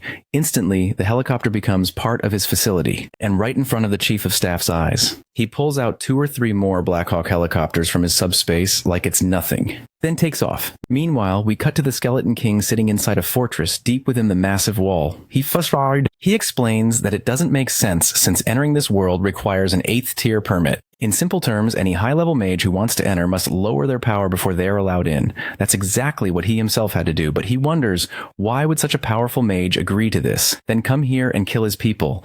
From his view, the mage is none other than Kim, who just killed one of his subordinates. To the Skeleton Lord, he looks like a great sorcerer who arrived early to claim this world before it fully opens to outsiders. That makes him extremely dangerous in his eyes, though he doesn't want to act too hastily yet. The crowned skeleton goes on saying he regrets Gwen's death, but it doesn't matter. They can create endless amounts of magic stones and enhancement stones. Once their harvest is complete, they'll leave behind what they don't need and focus entirely on killing that so-called sorcerer. But then one of his companions interrupts. He says he senses something entering their territory, though he can't tell what it is yet. The crowned skeleton waves it off, telling him to calm down. It's probably just weak humans like before. Besides, he adds, the roof is about to close, so wasting time on them isn't worth it. Back with Kim and his friend, they finally cross the massive wall and enter the inner zone. But the driver guy looks uneasy as he can't find a safe landing spot. He mentions that right below them, a skeleton knight is battling another monster, making it far too dangerous to land. Kim looks down too, and what he sees stuns him. The one fighting the skeleton knight isn't a monster at all. It's his elder sister's soul. She sends the skeleton knight back with a powerful punch, yet it still does no damage at all. Kim begins narrating the story of this second monster. As a child, she stumbles across mixed martial arts on TV and instantly falls in love with it. Luckily, she has a little brother who supports her obsession, or more accurately, serves as her practice dummy. Whenever she watches a fight, she tests the moves on him, but beating up her younger brother and other weak opponents isn't enough. She craves stronger challenges. She goes to the playground and fights anyone who dares to face her, boys, girls, even kids 3 years older. Nobody can stop her. Seeing her talent, their father enrolls her in a martial arts academy. That's where she tastes her first defeat. Another fighter beats her easily, but instead of feeling crushed, she feels alive. For the first time, she has found a worthy challenge. As she grows, she wins multiple jiu-jitsu tournaments. By 7th grade, she dominates the junior division. Her passion for training turns into obsession. She pushes herself relentlessly, chasing perfection. But her drive comes at a price. She suffers major injuries, tearing ligaments in both legs. Impatient with recovery, she trains too early and hurts herself again. The cycle repeats: injury, recovery, relapse. Finally, at 24, she makes her professional debut. She could have started much earlier if not for her stubbornness. Hearing this, the driver guy is stunned. Kim just tells him not to worry and suggests they land the helicopter carefully. But he still mutters under his breath, saying she looks more like a monster than a human. Meanwhile, on the ground, the skeleton knight steps toward her with his sword in hand and asks why his strikes keep missing. She mocks him, saying that his attacks are too slow. The knight insists he's just as fast as her and accuses her of using some secret technique. She explains that it isn't any technique.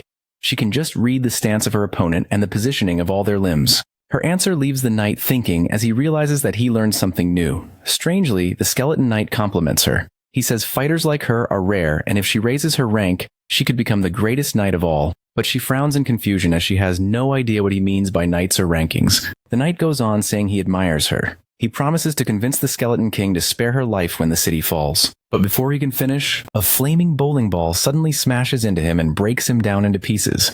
The fiery bowling ball rolls to a stop at the sister's feet. She stares at it in shock, wondering how this strange weapon managed to destroy the knight when even her martial arts couldn't. From the knight's remains, 2 large mana stones and an enhancement stone appear, but before she can touch them, they get sucked into a glowing portal. At the same time, a helicopter hovers overhead, slowly descending toward her. Kim steps out with a smirk, greeting her in a playful tone. He teases her, noting that nothing has changed and she is still as fierce as ever. She's shocked to see her little brother and can't believe her eyes. The scene shifts to a table filled with food. Kim and his eldest sister sit quietly, watching in amazement as she devours everything with feral hunger, as if she has not eaten in years. Unable to hold back her curiosity, the nurse sister finally asks if she uses some kind of special ability to boost her strength. She answers casually between bites, saying that she is half right and half wrong. Her strength, she explains, is natural and has nothing to do with the barrier. The girl keeps eating with such intensity that her sister eventually snaps, scolding her to slow down or risk choking. Kim only laughs and tells her that she was the same when she first came here. He admits how relieved he is that all 3 of them awakened survival abilities and managed to endure so far, yet he reminds them that one task remains, finding their eldest brother. At this, sister number 2 slows just enough to glance at him skeptically. She points out that his ability feels like a cheat code and questions how he can possibly do everything he has shown. He chuckles and brushes it off, saying it is a long story he will explain later. For now, he insists she eat and rest. He even shows her how to use the AI packs to order anything she needs, and mentions that she should also greet Yongsu's family when she can. She agrees with a nod, but quickly raises the question of whether they are truly leaving the city right away. He rises from his chair with a grave expression, confirming that they must. The ceiling is closing at a dangerous pace, and he is not sure if the fortress can protect the entire city. On top of that, he still needs to gather as many mana stones as possible before it seals completely. Looking up, he feels dread sink into his chest as the ceiling has already closed, plunging the city into complete darkness. Without hesitation, he boards the Blackhawk, takes off, and launches 5 blazing fireballs at the fortress walls. The attacks do 0 damage to the walls, and he knows that the roof is not opening anytime soon. He wonders if he should risk storing the entire city inside his subspace, but the idea feels reckless. Moving such a massive structure could bring unpredictable and catastrophic consequences. Worse still, he's already drained his remaining mana stones just to expand the portal's radius. From behind, he hears his sister mumbling. She recalls her encounter with the skeleton knight, wondering if he was telling the truth. Before his death, he told her that if she stayed in the city, she would die, and offered to spare her life. Curious, Kim presses her for more, but she shrugs. That was all the knight had managed to say before he smashed him into pieces. Hearing this, Kim realizes the hard truth. If they truly want to escape, he will have to confront the Skeleton King himself. The real challenge is figuring out where to find the Skeleton King in such a massive city. Before Kim can plan anything, the demon inside Yongsu awakens. With a wicked grin, he boasts that he only needs 5 minutes to locate the Skeleton King's castle. Kim senses the chaos about to unfold and tries to stop him, but it's already too late. The guy transforms into his demon form, laughing like a maniac. He then does something reckless. He flips the helicopter into a wild 360-degree spin and begins zigzagging through the skies, determined to scour every corner of the city. Meanwhile, in the Skeleton King's castle, Lancelot delivers grim news. He reports that the skeleton knight Lionel has been obliterated in a single strike by the mage's fireball. Enraged, the Skeleton King roars that the harvest is nearly complete, yet once again this intruder has disrupted his plans. His fury surges as he swears he will kill Kim personally. When he demands the intruder's location, the skeleton head calmly assures him there is no need to search because the enemy is already on his way. The Skeleton King lets out a chilling laugh. From his vantage point, he watches the approaching helicopter. At first, he mistakes Kim for some kind of wizard, but after taking a closer look, he mutters that this figure looks more undead than human. However, that doesn't matter now since his only focus is destruction. Whoever dares to challenge him wizard, undead, or something else will not leave alive. Meanwhile, a massive door creaks open inside the castle. Bat-like creatures cling to the walls, waiting to ambush any intruder. Kim stumbles into the chamber, pale and weak, still reeling from motion sickness. He mutters to himself that he will never step onto a helicopter again before he can recover. The sister notices movement behind him and bolts forward. A massive bat monster lunges at his neck with razor-sharp teeth. At the last moment, she strikes with devastating force, killing it in one blow. The impact snaps Kim out of his dizziness, and though he quickly thanks her, she brushes it off and scans the room with sharp eyes. Something feels wrong. At first he sees nothing, but then countless red eyes begin to glow from the shadows, glaring at them. His heart sinks as he realizes how many enemies surround them. Urgently, he tells the driver guy to retreat into the subspace, knowing this battle is too much for him alone. But his sister is another story. A wicked grin spreads across her face as the swarm of monsters advances. To her, this is exactly what she wants. One monster would have been too boring. An army is far more exciting. With a wild delight, she charges straight into the dark corridor. Her movements are both graceful and savage. She leaps high, lands with crushing force, and smashes a monster's skull beneath her foot. When one of the creatures sinks its teeth into her neck, she doesn't even flinch. Instead, she grabs its head and slams it into the ground so hard that it shatters instantly. The floor is soon drenched in blood, and her laughter echoes through the chamber, unhinged and terrifying. The remaining monsters falter, trembling in fear at her overwhelming ferocity. Kim watches from the sidelines, torn between admiration and concern. He knows his sister thrives in battles like this, but he still wants to help her, retreating into his subspace. He begins constructing a strange device, an electric pest repellent designed to draw the bat creatures in. When the machine powers up, it emits a strong current that pulls the monsters closer. One by one, they are caught and electrocuted to their deaths. The sister glares at the device and makes it clear she finds it boring since she wants to fight properly, not be lured with gadgets. She shouts at him, warning not to interfere, but he reminds her that this isn't a boxing match, and they need to take care of the monsters as soon as they can. Outside the chamber, a skeleton head reports to the Skeleton King that the so-called mage is not alone. A second fighter there matches the enemy's strength, and the wizard is using strange tools and seemingly endless resources. The Skeleton King grows irritated since defeating one wizard was bad enough, but facing another powerful opponent makes the situation much harder. He decides that it's time to summon the Skeleton Knight Lancelot with his full power. The Skeleton Knight warns that having a rank 7 in the Earth's dimension might draw the Chamber of Commerce's wrath, but the Skeleton King feels he has no choice. The wizard appears to be at least 8th tier, the same rank as the king, and he cannot handle two such opponents. He decides to summon Lancelot's full power.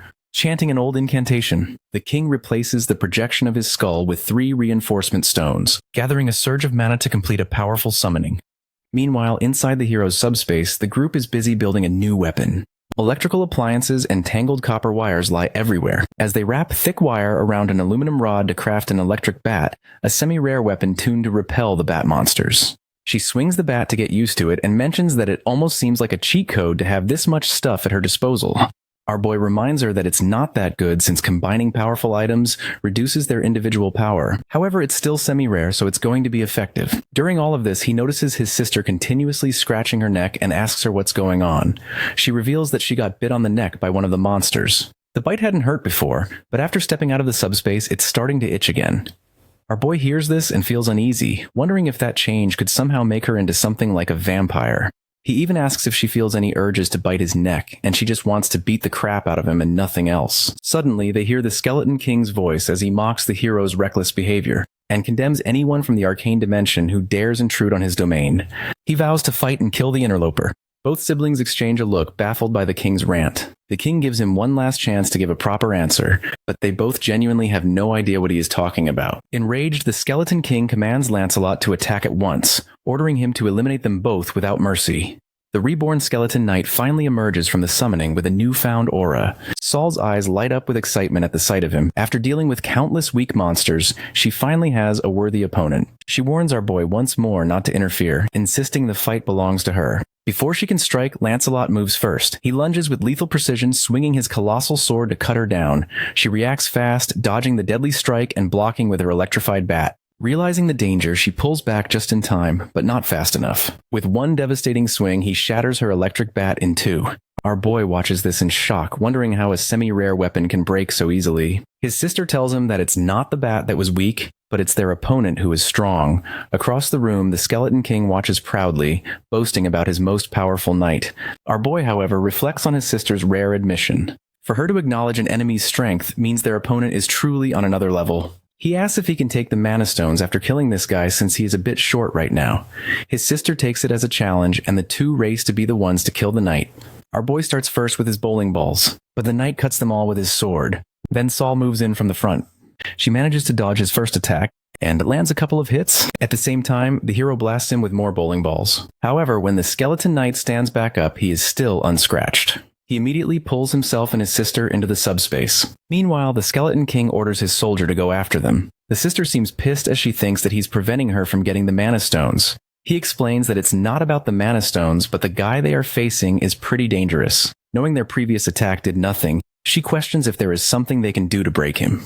Suddenly, the knight charges forward with his sword, only to be blocked by the subspace barrier. Our boy decides to try attacking at close range from inside his subspace, but that too doesn't work. The Skeleton King seems to be getting bored and calls him dishonorable for hiding behind a barrier and shooting projectiles. He refers to our boy as the mage and explains that the enemy he is facing is at the 7th rank, and there is no way his attack will ever work on him. They will get sanctioned for this, but he was backed into a corner, so he had no other option. It was either this or dying at the hands of the mage, so the Skeleton King decided to gamble it all and risk getting sanctioned. However, he didn't expect such a disappointing performance from him. As the fight goes on, he notices that the bowling balls keep piling up outside the subspace. This makes him wonder how many items the mage has.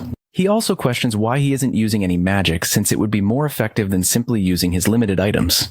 Meanwhile, our boy is still thinking about how to defeat this skeleton knight. He doesn't really have enough mana stones to upgrade anything, so he has to kill him with what he has on hand. The only problem is that what he has doesn't work on this guy. Before the fight can go on, the Skeleton King intervenes and mentions that our boy isn't a mage, but a human who has the ability to copy items. He starts laughing almost like it's a relief to him. My man is just a mage hater. The king even orders his knight to withdraw and claims that they can work as potential partners. Understandably, both our boy and his sister are confused. The king explains that his entire castle is basically an item called Camelot that can produce enchantment stones in exchange for living things. These stones also have a special effect when used on certain items. For example, when used on Camelot, it allows the owner to summon and command all of the 12 knights, including Lancelot. Since he has the ability to duplicate items, the two of them can work together and gather unlimited stones. It might take some time for the castle to create stones, but once they get their hands on the first stone, they can immediately start duplicating. Hearing all this, our boy sheds some tears of happiness and thanks the guy for his idea. In the next moment, he orders Pax to store the entire castle inside his subspace. Before the Skeleton King can say anything, he's standing in the middle of the road, broken and homeless. Inside the subspace, the castle turns back into its original form and shrinks in size. Seeing it in the hands of the hero, the king loses it and attacks the hero with some whack magic spell. Meanwhile, our boy keeps a straight face and orders Lancelot, who is now under his command, to kill the Skeleton King for him. The knight quickly obeys and slashes the king in half using his sword. After being destroyed, the king disintegrates completely, leaving behind a small yellow crystal this time. The skeleton knight kneels and picks it up carefully. Just then, our boy receives a system notification. It announces that the Skeleton King's entire territory now belongs to him, along with every mana stone once in the king's possession. When he checks the total, his eyes widen as there are 3,086 mana stones. Even his sister is speechless at the sight of so many. He feels a rush of excitement, but it doesn't last. His sister crosses her arms and insists on taking half. Annoyed, he argues that it isn't fair. He admits she did save him, but he doesn't think that means she deserves half. Our boy points out that he also spent his own mana stones crafting her electric bat. After a short back and forth, he sighs and reluctantly offers her 500 stones instead. Saul looks unimpressed and asks if he really values her life less than a pile of mana stones. Our boy counters that she's safe inside his subspace anyway, so she doesn't need them. Finally, she accepts the 500 mana stones and then points toward Lancelot, asking what they should do about him. The Skeleton Knight steps forward and bows to the hero. He respectfully reports that the Skeleton King has been defeated, presenting the Mana Stone as proof. Moments later, we see Yujung's daughter playing with the knight as if he was her personal toy. Our boy watches quietly, thinking that the little girl must have been bored living here. The knight bows politely, saying that serving the hero's allies brings him as much honor as serving him. Jisoo giggles as she taps his helmet while her parents apologize for her playfulness, worried that she might be bothering him. The older sister smiles softly, noticing how Lancelot stays calm and protective, watching every move the little girl makes to keep her from falling or getting hurt. Despite his fearsome power, the knight's gentleness stands out. Then she changes the topic, asking our boy if their next stop is Dobong. He nods and explains that his older brother lives there, so that's their next destination. The sister, however, looks worried. She advises him to rest first, pointing out that he's been using his powers non-stop. If he keeps pushing himself, he might collapse before they even arrive. She suggests they wait until morning before continuing the journey. He takes her words seriously and glances toward Yujung's family. They're laughing and playing together, with Jisoo's father promising to become a knight himself someday, so he can join in her adventures. The scene makes him smile softly, realizing how rare and precious these calm moments have become. He decides it's time to rest and finally get some proper sleep. The driver guy agrees and takes his daughter to sleep, telling him that they will leave at 6 in the morning. Our boy turns to his new skeleton soldier and says it's time to make a proper base for them as well. He takes out Camelot, his magical construct, and examines it carefully. The system reveals that Camelot can grow or shrink, depending on how many mana stones are used, and it includes various useful functions for the future. He studies the options and focuses on what matters most. He notes that Camelot absorbs all the mana it's given and expands in size, but the system doesn't explain how many stones are required for specific growth. After a quick calculation, he decides to test it by using 300 mana stones. Enough, he hopes, for 12 people to live comfortably. As soon as he feeds the stones into Camelot, the structure begins to glow brightly and expand. Within moments, it grows into a grand fortress, not quite the size of a city, but large enough for everyone to live in with ease. Satisfied, he nods, thinking that it's more than enough space for now.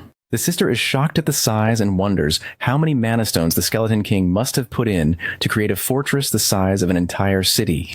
The Skeleton Knight admits that he doesn't know the true number, but it's probably tens of thousands. Our boy realizes that the reason he didn't experience any side effects after putting the massive castle into his subspace was because it's originally small in size. Once everything makes sense, he turns to his sister and asks if she plans to rest. She shakes her head, saying she actually has a request for the night. She turns to the Skeleton Knight and asks if he can teach her his sword techniques. Our boy is a little surprised by her sudden request.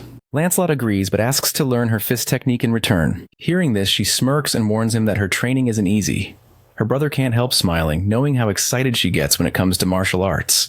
While the two of them start sparring, our boy quietly slips away to rest, feeling relieved that someone as skilled as Lancelot is now on their side. By morning, soldiers have gathered outside the portal since the barrier has vanished. They're busy coordinating and reporting back to their bases. From inside the subspace, our hero and the driver guy watch the scene unfold. The driver remarks that they weren't the only ones waiting for morning to get moving, but the hero frowns, sensing that something feels off.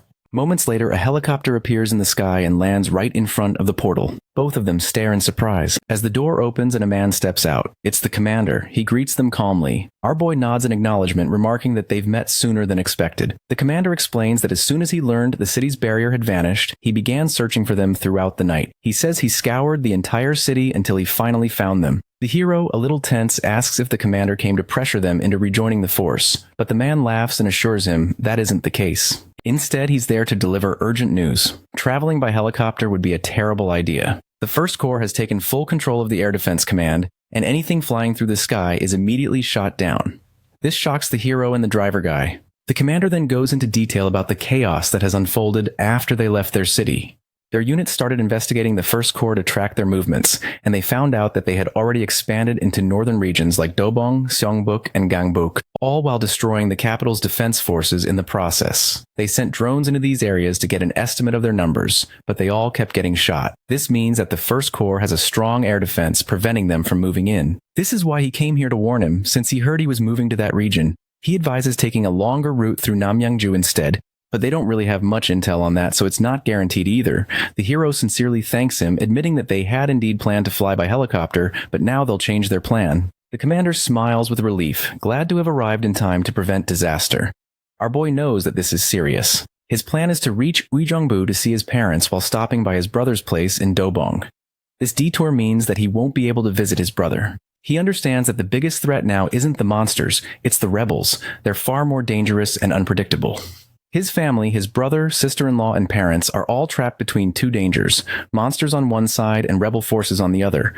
Our boy knows that unless the rebellion is crushed, nothing else will ever stabilize. He decides that sooner or later he'll have to face the First Corps head-on. He calls out to Lancelot and turns to the commander, confirming that he's the one who defeated the Skeleton King with the help of this knight. The commander starts to shiver as he stares at the massive knight, but the hero reassures him that there's no need for fear since the knight is now one of them. He explains that his brother's home lies in Dobong, so a conflict with the rebels is unavoidable. Instead of taking another route, he suggests using this knight and planning on destroying them at once. The commander's expression shifts from shock to excitement as he immediately agrees to his suggestion. Meanwhile, far away at the rebels' base, goblin-like soldiers stand guard. One holds an anti-aircraft weapon, while another watches over a cage filled with captured humans. It becomes clear that the so-called soldiers of the First Corps aren't humans at all. They're goblins. From a distance, a specter summoned by our boy observes everything. He watches the goblin camp carefully, counting their numbers, memorizing patrol routes, and noting where the human prisoners are held. His eyes narrow when he spots two figures. One of them a high-ranking officer with 3 stars on his uniform. They appear to be discussing something important, although the skeleton head can't make out the words. This is one of the 12 skeleton knights in spectral form summoned using Camelot. In spirit form, they lack a physical body, making them immune to normal attacks and able to pass through walls or travel unseen. Summoning this form requires 1 enchantment stone and 500 mana stones, the same amount needed to summon a knight in physical form. Once summoned, the knight can switch between forms without any additional mana stones. Lancelot's spirit form turns out to be the perfect choice, as our boy can scout the enemy safely without risking his life. His mission is to map the rebel camp, count troops, locate anti-air guns, find special units, and mark where prisoners are held. After 2.5 hours of careful reconnaissance, the Spectre returns and reports everything he found. When he finishes his debrief, our boy listens in shock. The scout confirms that some soldiers have bodies mutated into goblins, and that the camp keeps roughly 200 humans locked in iron cages for sacrificial use. Lancelot adds that the guards mentioned someone important, a figure whose arrival will change everything, and he overheard references to a brigadier-level officer who seems to lead this area. He also counted 9 anti-air installations. The commander is stunned but not surprised. That level of security explains why no intelligence was leaking from the zone. His deeper worry is why civilians are being held captive. Our boy thinks it through, mentioning that the soldiers must have joined the rebel forces willingly. What puzzles him most is the purpose behind imprisoning civilians, and who exactly is the figure they keep mentioning. Lancelot explains that ranks can be raised by sacrificial rituals. Sacrificing life force from lower beings can shortcut the path to higher power. He suspects the camp is gathering people to make pacts with low-rank entities and then harvest the resulting power to climb the hierarchy. In other words, they're trying to raise their rank by sacrificing people. The Skeleton Knight mentions that it's a sort of loophole for lower-ranked beings, and they might be in some kind of deal with a higher-ranked being. Whatever the case, the sister wants to attack immediately, insisting they should wipe the place out. Our boy replies that it's not that simple. The situation is far more complex. The commander supports that view. The Skeleton Knight's report is invaluable, but the defenders are heavily fortified, and if the rebels call in the First Corps, any operation will escalate into full war. The First Corps has unknown weapons and capabilities. If they intervene, the attackers will face overwhelming retaliation. That uncertainty makes any strike extremely risky. Despite the danger, the hero knows inaction isn't an option. Reinforcements will come to the enemy if they wait, and his brother's safety is a ticking clock. Delaying to coordinate with other units would take too long. The decision is hard, but he knows they need to move to seize the zone as soon as possible. Seeing his master's hesitation, Lancelot suggests that summoning another knight could solve their problem, especially one capable of dealing with the enemy's anti-air guns. The hero shakes his head, arguing that summoning a knight isn't easy since it requires enchantment stones too. Currently, he does not have a single enchantment stone left. He even considers unsummoning him to retrieve his stone and then bringing him back again, but he knows that would be pointless. Sighing, he admits he can't duplicate enchantment or mana stones anyway, so there's no simple solution. Lancelot then reminds him of something he'd completely forgotten.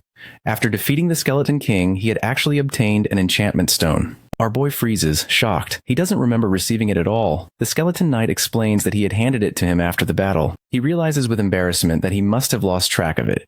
Regaining focus, he asks which knight would be best to summon. Lancelot assures him that all 12 knights of Camelot are strong and loyal, but in this situation, Bedivere would be his best choice. This knight is not just an archer, but also a true genius of long-range combat. This puts a smile on the hero's face, and he immediately agrees to it. Meanwhile, at the enemy camp, human prisoners sit trapped inside iron cages. Most of them are weak and dying, but one girl still looks relatively healthy. A goblin guard approaches her and calls out, singling her out because of her appearance. He promises her freedom if she does him a favor, his leering tone making his intentions clear. The girl stares at him in disgust, but before she can respond, his head is sliced clean off in an instant. The attack came from Lancelot, and after helping the girl, he disappears as swiftly as he arrived. Just moments later, a flaming bowling ball floats above the camp. The goblins below glance up in confusion, trying to understand what they're seeing. One of them shouts in panic when he realizes what it is. The bowling ball suddenly shoots forward, crashing straight into an anti-aircraft gun.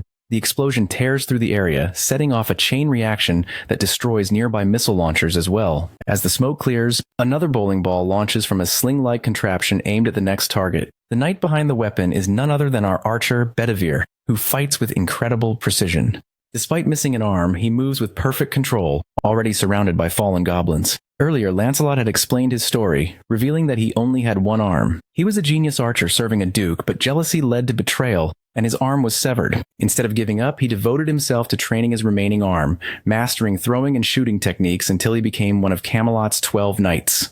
Our boy could hardly believe that a one-armed archer could destroy anti-aircraft guns from such a long distance, but Lancelot reassured him he had spent countless years fighting alongside the archer, and from what he saw in the base, the two of them would be enough to take it down. Back in the battle, another explosion shakes the ground as the archer's next shot hits its mark. From a nearby hill, goblin soldiers shout in alarm, trying to understand what's happening. Before they can react, the skeleton appears among them like a shadow of death. Meanwhile, our boy continues collecting mana stones automatically whenever the knights kill monsters. Since he has the dimensional account, he doesn't need to be there in person, and the mana stones are automatically collected for him. More and more mana stones roll in, and he wonders if he's somehow cheating fate to get so many. At the same time, the driver guy points out, flare-like signal exploding in the air. The hero explains that this is the marker he told Lancelot to release once the cannons were neutralized. His friend is impressed with how quickly the skeleton knight completed the task. The commander watches both knights work and admits that with warriors like these, a special forces unit isn't even necessary.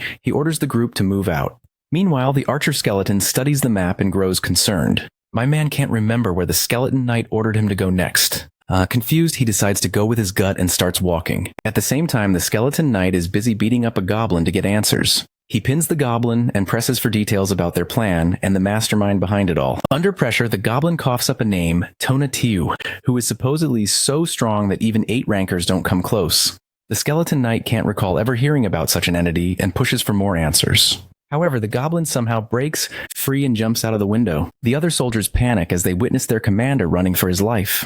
The skeleton knight arrives seconds later and tells them running will not save the fugitive. The soldiers form a ring to protect their leader and insist on getting the commander to safety, shouting that reinforcements could arrive any moment. He mocks their loyalty to such a useless commander. While trash-talking, one of the goblins reveals that they can grow their rank by devouring humans. Before the goblin can say more, the knight cuts him down. He thanks him for making it clear which targets he needs to kill.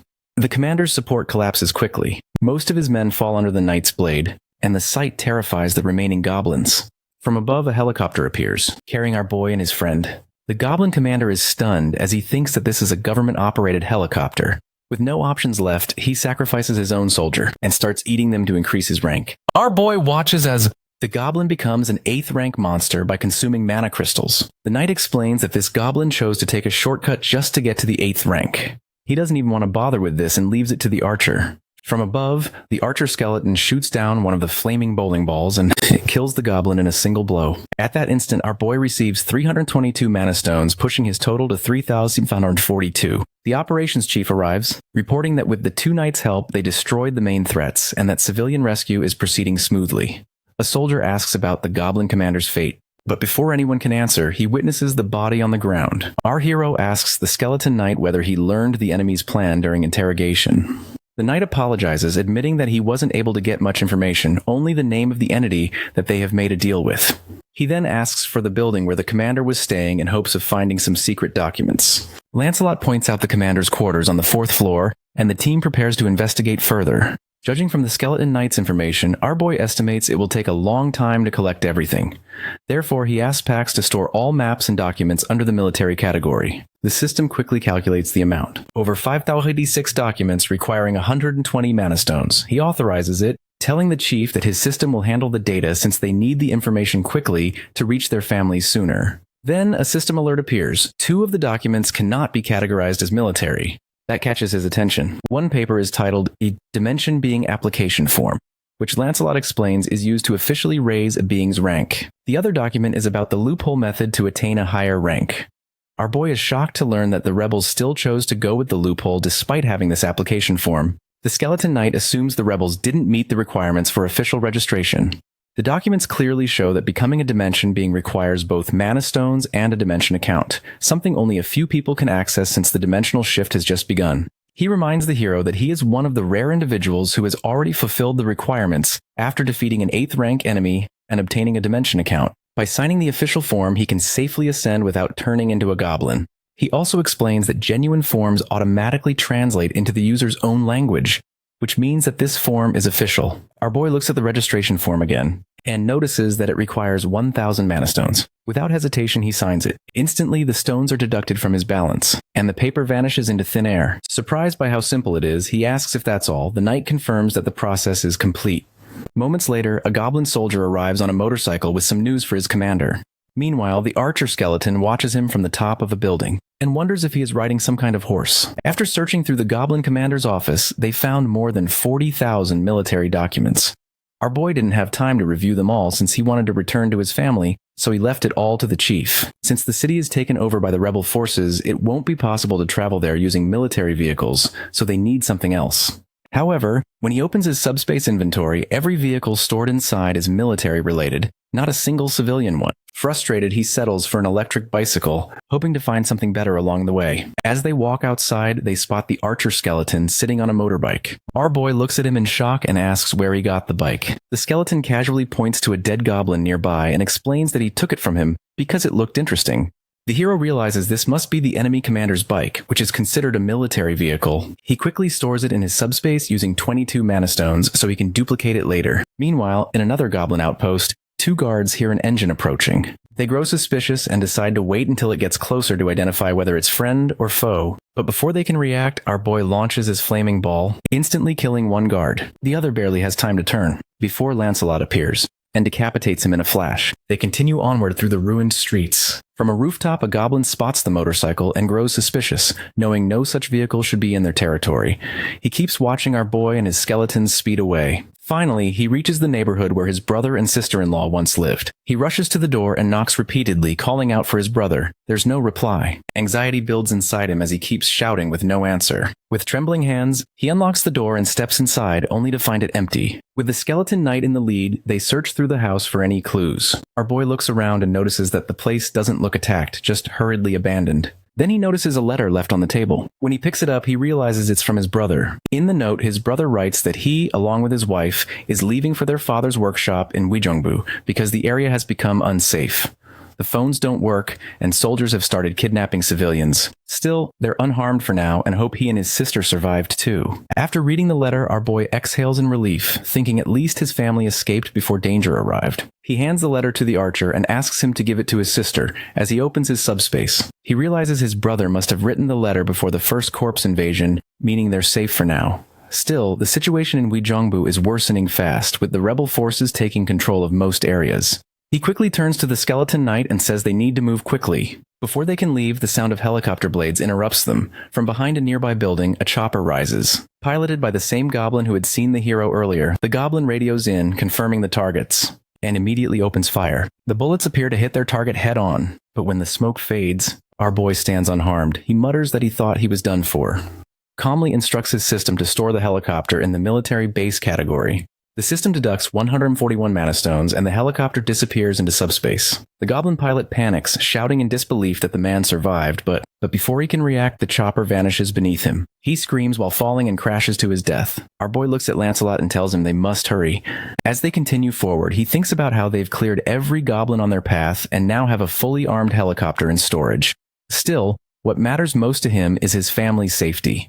Meanwhile, in another part of the city, a group of goblins argues among themselves. Their commander complains that the high priest demands more human sacrifices, but they've failed to capture enough people lately. After scolding one of the goblin soldiers for not meeting the quota, he turns his attention towards Sergeant Kyong, who at this point has completely transformed into a monster. The commander orders him to destroy the building ahead. Just as the elite goblin starts moving, the loud roar of a motorcycle echoes through the area. The goblins turn and spot the hero approaching fast. Someone shouts that it's the same human again. Furious and nearing his home, our boy yells that the goblins have no right to come near his house. Together with the skeleton knight, they cut through the goblins, and within moments, the ground is covered in fallen enemies. From a nearby building, Kim's dad peeks out through broken windows, watching his son with a shocked expression. When the other family members ask him what's going on, he tells them that their son is here on a motorcycle with a skeleton. Before this moment, his father's life had been ordinary. He once believed that good and bad only held meaning when shared with others. As a child, his mother used to remind him of that again and again, so much that he'd grown tired of hearing it. Yet as he grew older, he realized she had been right. Through every failure and betrayal he faced in business, it was the people who truly cared for him that helped him stand again. When his children began to grow up, he dreamed of building a large home where the whole family could live together peacefully. But after checking construction costs, he realized it was far beyond what he could afford. The dream slowly faded into the background of his busy life. Years passed, his eldest son married, his eldest daughter became a nurse, his younger daughter turned into an athlete, and his youngest son completed his military service. Life was moving forward and everything seemed bright. Then, without warning, monsters appeared in the world. The father owned a hardware store, which became their shelter. Using the tools and materials he had, he managed to keep his family safe during the first wave of attacks. But survival didn't come easy. Food and water ran out quickly, and the situation worsened each day. Then one afternoon, his eldest son-in-law managed to find them, followed soon by his son and daughter-in-law. His daughter-in-law's special ability helped them survive a bit longer. She could produce water. But their relief didn't last. New monster-like soldiers appeared who were far more brutal than the other monsters. They tortured anyone they found, sparing no one. Not men, women, or even children. Then one day a notification appeared before him, informing him that he had awakened an ability. His class was Architect, giving him the power to freely create and reinforce structures. He believed the ability had awakened from his long-buried dream of building a safe home for his family. With it, he strengthened their house, sealing the windows, fortifying the walls, and surrounding the property with barriers. Combined with his daughter-in-law's power, they managed to hold on, but the danger never stopped. Recently, he'd seen soldiers scouting near their home, and now they had returned, this time bringing a large monster with them. He knew they planned to destroy everything, so he instructed his son to take everyone through an underground passage he had secretly built. His wife protested in fear, but he smiled weakly, asking her to trust him. Just as he was about to lead them to safety, he suddenly stopped as something outside had caught his attention. His wife noticed his expression and asked if the situation was worse than before. He said quietly that it wasn't that. This takes us back to our current situation. After getting rid of the goblins, our boy makes his way towards the house along with his skeleton buddies, before he can even call out. The front door opens and his dad locks eyes with him. He immediately starts crying and runs to his dad to hug him. However, he notices his family's expressions shift from joy to alarm. When they notice the skeleton standing silently behind him, he quickly explains that the undead are his summons, loyal and harmless to humans. To ease their worry further, he gestures toward the glowing portal behind him, where his two sisters sit comfortably eating food. When the sisters spot their family through the portal, they too burst into tears. After the emotional meetup, he puts his entire family into the subspace and they all have dinner together. His mother is astonished as she tastes the food. She glances at Youngsu's wife, wondering if she is a professional chef. Not wanting to be outdone, the mom decides to make a dessert to match. She does her best to make a mom-style tiramisu with green grapes and whipped cream. When Yoojung takes a bite, her eyes brighten instantly. Seeing this, the mom laughs proudly, pretending it was nothing special, but inside she feels happy to have earned that praise. Meanwhile, in another corner of the house, an old man approaches Lancelot and asks if he knows how to play chess. Lancelot admits that he's played something similar, but not exactly the same. The old man grins and invites him to join, eager to teach him the real game. The two walk off, leaving the others to their own conversations. Nearby, our hero's brother hands him a small glowing stone. It's an enchantment stone of grade D, carrying the powers of penetration and explosion. The brother explains how he found it during their journey when a griffin-like monster had fought and killed a rhino-type beast. Afterward, he discovered the stone inside the rhino's body. He admits he can't use it well himself, but he believes our boy can make the most of it. As the brother leaves, our boy notices a scar on his face and wonders how much they might have suffered while trying to survive. Just then, his dad walks in, tells him just how proud he is. He says he's grateful that their whole family is finally safe. Thanks to his son's ability, they're in a secure place where food and safety are no longer a concern. Our boy nods with a calm expression. He tells his father that he now understands something important. Good and bad only matter as long as people exist around them. When he first got his power, he never thought he'd be able to reunite with his family. But the more he used his strength to help others, the more he realized everyone shared the same wish to protect their loved ones. No matter what powers they have, they're still human. They still feel pain, fear, and hope. If people stop helping one another, he wonders, what kind of hearts would they even have? His father smiles proudly, saying he couldn't be prouder of his son. Our boy thanks him sincerely, feeling grateful to have such a father. After saying goodnight, they both go to rest. The scene then shifts to a military base where officers are buried in piles of documents. After going through nearly half the stack, the operations commander tells everyone to take a short break. Suddenly, a soldier bursts in with urgent news. He reports that a skeleton knight just arrived on a motorcycle, claiming his lord is heading toward Paju.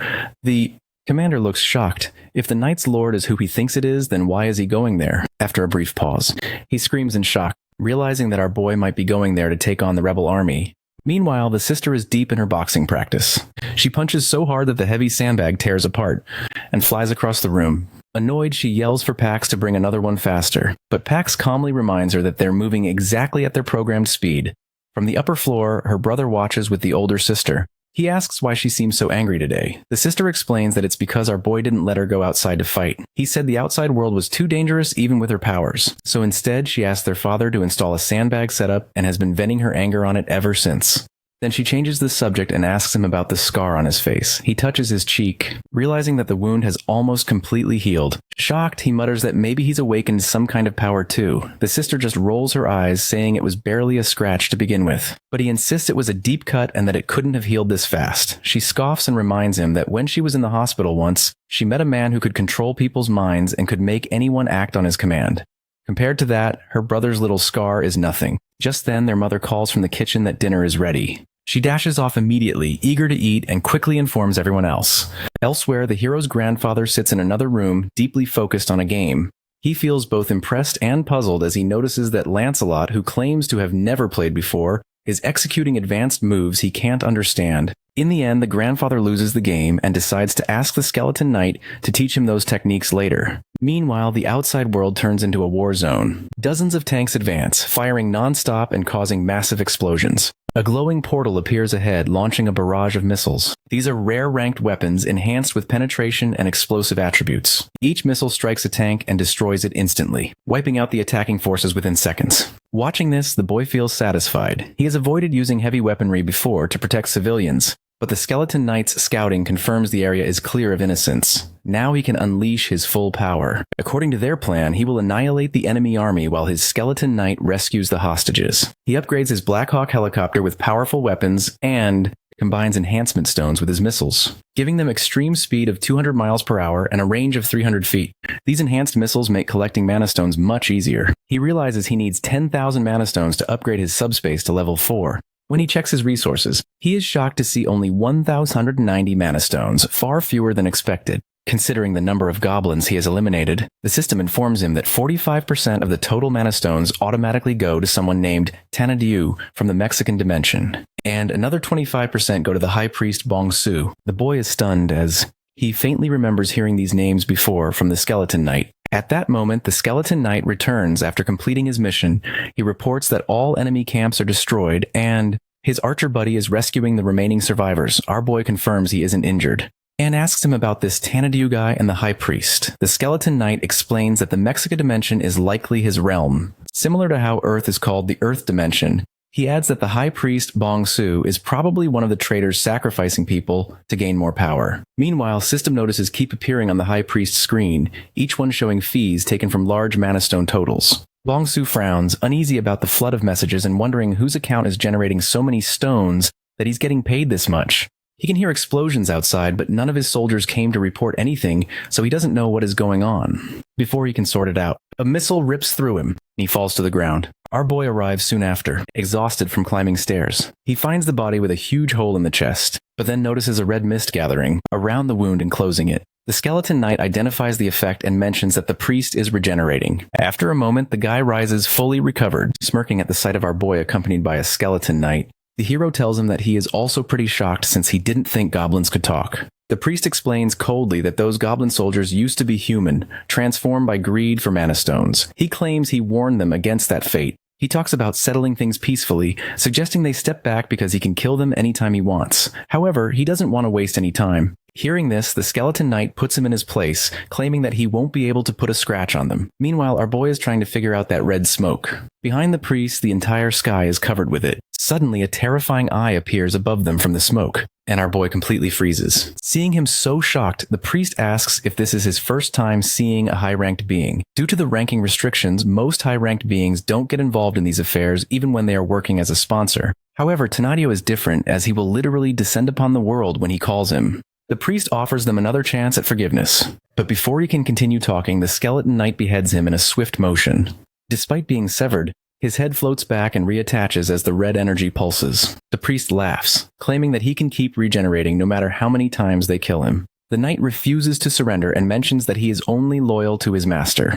Hearing this, the priest charges towards him to attack since he is confident in his regeneration ability. Instead of using his sword, Lancelot decides to fight with his fists even if he can't kill the guy. The priest heals continually, between the blows, laughing that he cannot die. But the knight refuses to stop, until he forces him to die. Our boy watches him beat the crap out of the priest, but he knows that defeating him is a different challenge. His endless regeneration comes from Thanatiyo, and if he doesn't act quickly, nothing will change. He thinks hard, trying to find a way to stop him from healing. Then he remembers how putting the big guy into his subspace removed the effect of the poison. Maybe doing the same to the priest will stop him. He orders the skeleton to throw him toward the portal. The knight doesn't hesitate and hurls him straight into the portal. A system notification pops up asking for permission to allow him into subspace, and he quickly approves. Inside subspace, the older sister walks with her snacks when she notices the portal activating. At first, she thinks it's her brother. But when she sees the old guy, she starts screaming in shock. The other sister arrives at the same time and grabs the priest by his head as she mistakes him for her brother. Our boy watches her from outside the portal as she charges at him, but he acts fast, closing the portal just in time and trapping her inside. The priest's body is immediately unregistered and expelled from subspace. The sister stands there with a demonic look on her face, warning him that she will deal with him the next time he enters. Bro was more scared of her than Tonatio. After the priest dies, the dimension account ownership is transferred and all mana stones are automatically combined. Our boy checks the total and sees 14,023 mana stones. He is shocked since the priest managed to collect this much just from commissions alone. He didn't get any notification about paying commission to Tonatio. He looks up to check only to notice that it has vanished. The skeleton knight explains that the high priest was the only one who could summon the entity here, and now that his connection is severed, it has disappeared from this world. He doubts the entity will attempt to return. Our boy exhales deeply and sits down, completely exhausted. The tension and near-death experience have left him drained, even though he barely fought himself. Just then a voice calls out, and he turns to see reinforcements arriving, accompanied by the commander. When asked about the first unit's commander, our boy points to the high priest's shriveled, dried body. Through their radios, other units report that all goblins in the area are dead, including zombies. No enemies survived, though the cause remains unclear. The commander orders his team to stay alert, continue reporting, rescue any civilians, and clear the battlefield. Turning back to the hero, he praises him, acknowledging that he handled the entire situation perfectly. Our boy laughs awkwardly, admitting that even he doesn't fully understand why all the goblins turned into mummified corpses. The commander apologizes for trying to recruit him into the military earlier. He admits he underestimated his abilities, realizing now that his true power far exceeds anything he imagined. Still, he makes a request and asks him to help the survivors. Many are injured, shocked, or haven't awakened yet, and the damage is far worse than anticipated. He acknowledges that the government and military mishandled the situation and asks him to assist. Our boy agrees but clarifies that he's not making any deal. He firmly states that he will never join the military under their orders, and any future help he offers will be his own decision. The commander smiles at this, extends his hand. They shake, sealing their understanding. He then pulls out his walkie-talkie and announces that the hero is being granted the honorary rank of colonel for his extraordinary contribution in eliminating the armored force and quelling the rebellion. All military personnel are ordered to show proper respect and cooperate fully with him. He tries to stop him, embarrassed, insisting he isn't a soldier. The commander mentions that he can ignore him if he wants and leaves to help with the rescue. Our boy starts blushing for some reason and mutters to himself about how embarrassed he is. After the commander leaves, he praises the knight for his efforts and suggests they go rest. The knight thanks him but asks about his archer buddy. The hero remembers and tries to retrieve him using the item retrieval function, but it fails because the archer skeleton is out of range. He realizes the system only works at close distance, so he decides they'll go find him together. At the same time, he uses 10,000 mana stones to upgrade his subspace to level 4 and wonders what the archer skeleton is up to. The scene shifts to the archer who is inside the high priest's office, rifling through dusty documents. He's pleased with what he finds and thinks his master will be happy too. Until now, he has found 3 application forms to register as a dimensional being. Our boy arrives and sees the documents, realizing they are forms for registering dimensional beings. He thanks the archer, knowing these papers might help calm his demonic sister.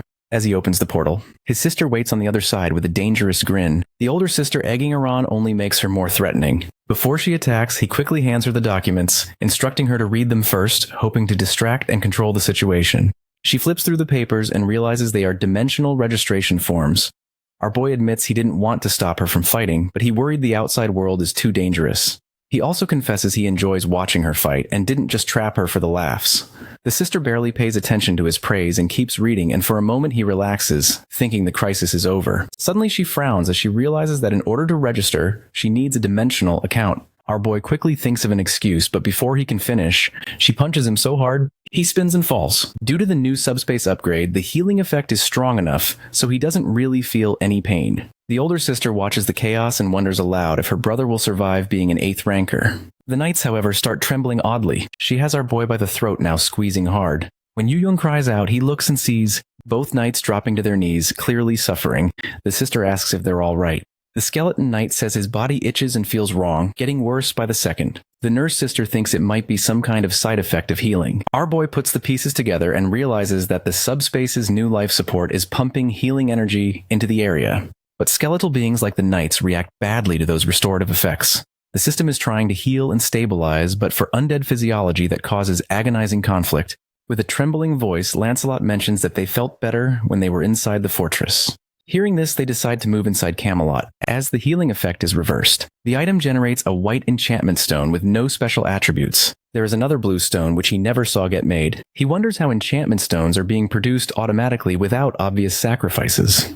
Turns out that the subspace life support system is healing the knights, while the blood right ability of the item is using that life as a sacrifice to generate enchantment stones. In other words, our boy has found the infinite enchantment stone glitch.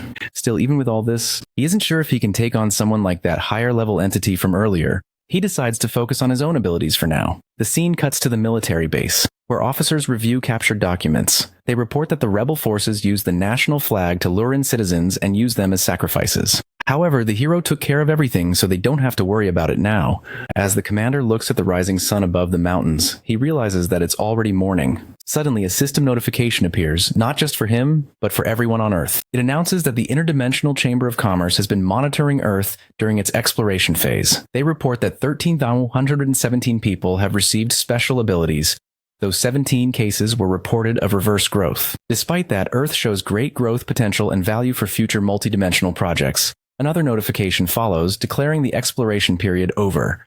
Earth is now classified as Grade BB, and the next phase begins soon. In 7 days, a bidding competition will start where representatives from different regions of Earth lead their teams. The outcome will determine rewards. If an opposing dimension wins, a portal opens for further exploration. If Earth's representative wins, they gain a separate prize. Detailed rules will be released 24 hours before the event.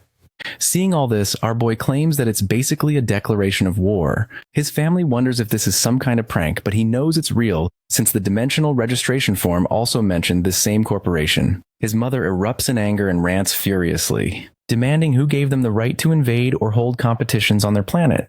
Both siblings smile nervously as they witness her anger. Our boy admits he isn't fully sure what's happening either. Still, judging by the rules and bidding system, it seems Earth is now linked to some kind of game-like system. When a new message appears, addressed only to him, the chamber congratulates him for achieving the highest profit in his region during the exploration period, and selects him as Soul's representative for the upcoming bidding competition. If he refuses, the position automatically goes to the second highest earner. The older sister is surprised the message came only to him, and his brother points out that this officially makes him Soul's representative. It adds that it seems the competition will involve alien forces and humans from Earth, though everyone already assumes that. Finally, another notification appears explaining that if the hero accepts, he can select 100 members, including himself, for his team in the bidding competition. After accepting, he visits the commander, who looks very pleased. Our boy explains that he can select 100 team members to fight against the alien forces who are going to invade the city. He has already added his family and the knights, and asks the army to provide the remaining 80. The commander relaxes, relieved that he is the one leading them against this alien invasion. He even hands him a small notebook containing the names of awakened soldiers, offering him the choice of anyone. He politely declines, saying he only needs the best marksman. The commander is surprised. Kim assures him that he has received detailed intelligence about the aliens and their abilities. Apparently, they worship a goddess named Emeth and specialize in using divine powers to make weapons. He opens up the system message showing the goddess and her army. Her warriors shout prayers for her eternal life and the destruction of all humans, calling them barbarians. Another notification lists the participants from the Emeth's dimension, revealing that all of them are 8th ranked warriors. Our boy knows that his enemies are strong, but he still doesn't understand the format of this battle. According to the details he received, 1 hour before the battle, both sides gather in the same area, but are separated by an invisible barrier, allowing time to prepare, but not attack. The Emeth Dimension team will bring a gate core, which hatches automatically after 12 hours. For Earth to win, they must destroy it before then. However, the enemy won't just sit around and defend the gate, they will also act offensively, considering most of his team is 9th ranked, and the enemy can see their roster. This means that they will have to defend against their attacks while trying to reach the gate core at the same time. He picks himself, the skeleton knight, and his sister for the offense. However, they are lacking in defense since all of their enemy fighters are 8th ranks. The commander points out that their long-range weapons won't even harm the 8th rank enemies because their equipment isn't strong enough. Hearing this, our boy tells him not to worry since he upgraded his abilities last night. While he didn't gain new skills, his existing ones evolved, allowing him to launch multiple items at once and unlock new features. His subspace lab now includes a simulation system for building and testing weapons before crafting them. He spends hours experimenting, creating weapons that are lightweight, usable by non-ability users, and powerful enough to penetrate 8th rank armor. After many hours of testing and tweaking, he finally makes a gun that meets his expectations. At first, he tries enchanting just the ammo, but the guns break after a single shot because the frames are too weak. He experiments with different materials until he realizes the frame must be reinforced with enchantment stones. Once he fits them, the gun's durability improves, and it can fire 3 shots in a row without falling apart. Our boy brings everyone together and explains the plan. He says the rifle only lasts for 3 shots, but they will stockpile many of them and swap guns as needed. These will help them defend while another group targets the gate core. The commander admires the modified weapon and quickly assembles a list of elite snipers to send over. The elite snipers get a week to train with their new weapons. Our boy also works with his father on defensive plans. He brings a map and they prepare a castle layout for the contest. The squad in charge of the offense also upgrades their power using mana stones. His sister is now able to use her body shield to protect other people too. The older sister's skill upgrades as well, and now she can create a barrier around herself that automatically heals anyone standing inside it. With all these upgrades and preparations, our boy is confident that they can win this war. 7 days pass with 1 hour left before the competition. A portal opens at the National Assembly, and knights from the Emeth realm appear carrying their gate core. Our boy watches from a distance and recognizes the core from the preview videos. However, he notices something odd. The enemy immediately begins erecting 2 large structures. He guesses that these structures are probably meant to protect the gate core. At the same time, some of the Holy Knights move toward the invisible barrier. One of them claims that they have seen their roster and know that only a few are 7th and 8th rank, while most are 9th rank, so they should be able to beat them easily. He then starts trash talking and says that they will rip their tongues out as a form of mercy. Our boy already expected this much from the Holy Knights, and he is still confident in his 9th ranked teammates. The system then notifies the start of the bidding competition. Without wasting a second, the Knight Commander orders everyone to charge. On the other side, the Human Commander orders his units to open fire. The snipers begin blind firing with the modified rifles. Those rounds have an electrical effect, which stuns the enemy knights and allows the bullets to damage shields and wound soldiers. Something they didn't expect from 9th rank fighters. The knights quickly activate their barriers to tank the bullets. Their plan is to hold out until the long-range ammo runs out. The sniper teams work in a relay. After a shooter fires 3 rounds, another man hands him a fresh rifle from their magazine system. They report to the hero that 20% of their rifles have been spent. This is all according to his estimates, so he decides to move to the next phase of their plan. It's now time for the offensive team to move. When the castle gate opens, a knight notices their movement and realizes that the enemy might be aiming for the gate core. Another knight dismisses the concern, saying it can't be destroyed, that their focus should remain on holding the line until reinforcements arrive. From above, the archer skeleton launches a flaming bowling ball at an enemy squad. While approaching to assist, the sudden strike takes them completely by surprise, eliminating the squad instantly. The hero notices the smoke and realizes that it's all going according to plan. Now all that's left is to take down the gate core, to hit the front door. To his surprise, the enemy has already made a giant statue of their goddess to protect the gate core. He fires a hellfire missile at it. The statue remains unscathed. Astonished by its resilience, he considers storing it in his subspace for future use. At that moment, an elder among the enemy knights shouts, claiming that Earth is nothing but a mere tribute to their goddess, scolding humans for their arrogance. Other knights warn him to take cover, but he insists on delivering the goddess's message and cleansing the hearts of the humans. In all of this, our boy notices the enemy warehouse storing all their alien construction materials. My man starts drooling and immediately orders Pax to store it in his subspace. As the elder looks around in shock, our boy then asks his friend to pilot the helicopter for a short flight, taking it as high as possible. The skeleton knight and his sister send another attack at enemy spare troops. To defend against the incoming attack, the sister initially raises her barrier confidently, but it shatters instantly. The knight explains that these are not ordinary items, but enhanced through a special dimensional technique, creating effects similar to enchantment stones. The Holy Knights continue to throw spears as they realize that their warehouse has been stolen. They are enhancing their spears through a special technique called blessing, and Lancelot believes that the same technique has also been applied to the construction materials. Hearing this, the sister catches one of the spears, realizing that they might make for excellent weapons. The driver guy notices that the knights aren't firing as many spears as before, so they decide to take off. From above, our boy begins dropping the looted construction materials onto the goddess statue. Each strike triggers massive destruction, and when the smoke clears, The gate core is destroyed. A system notification confirms that the Seoul region bidding competition is over and that Earth has won. Rewards are set to be distributed. All 100 participants receive dimension accounts, and 5,000 mana stones are allocated based on performance. Our hero immediately registers his dad, his older sister, and the driver guy as 8th ranks using the registration forms he had collected earlier. Another floating document appears, granting exclusive establishment rights to the lethal dimension. With this, a red portal opens, leaving him and the others puzzled. When he reaches out to touch it, a notification informs him that he must confirm his license before conducting business. The system then offers to buy the rights for 10,000 mana stones. Our boy is stunned and frustrated. Though he was given the rights as a reward, they are trying to manipulate him into selling them.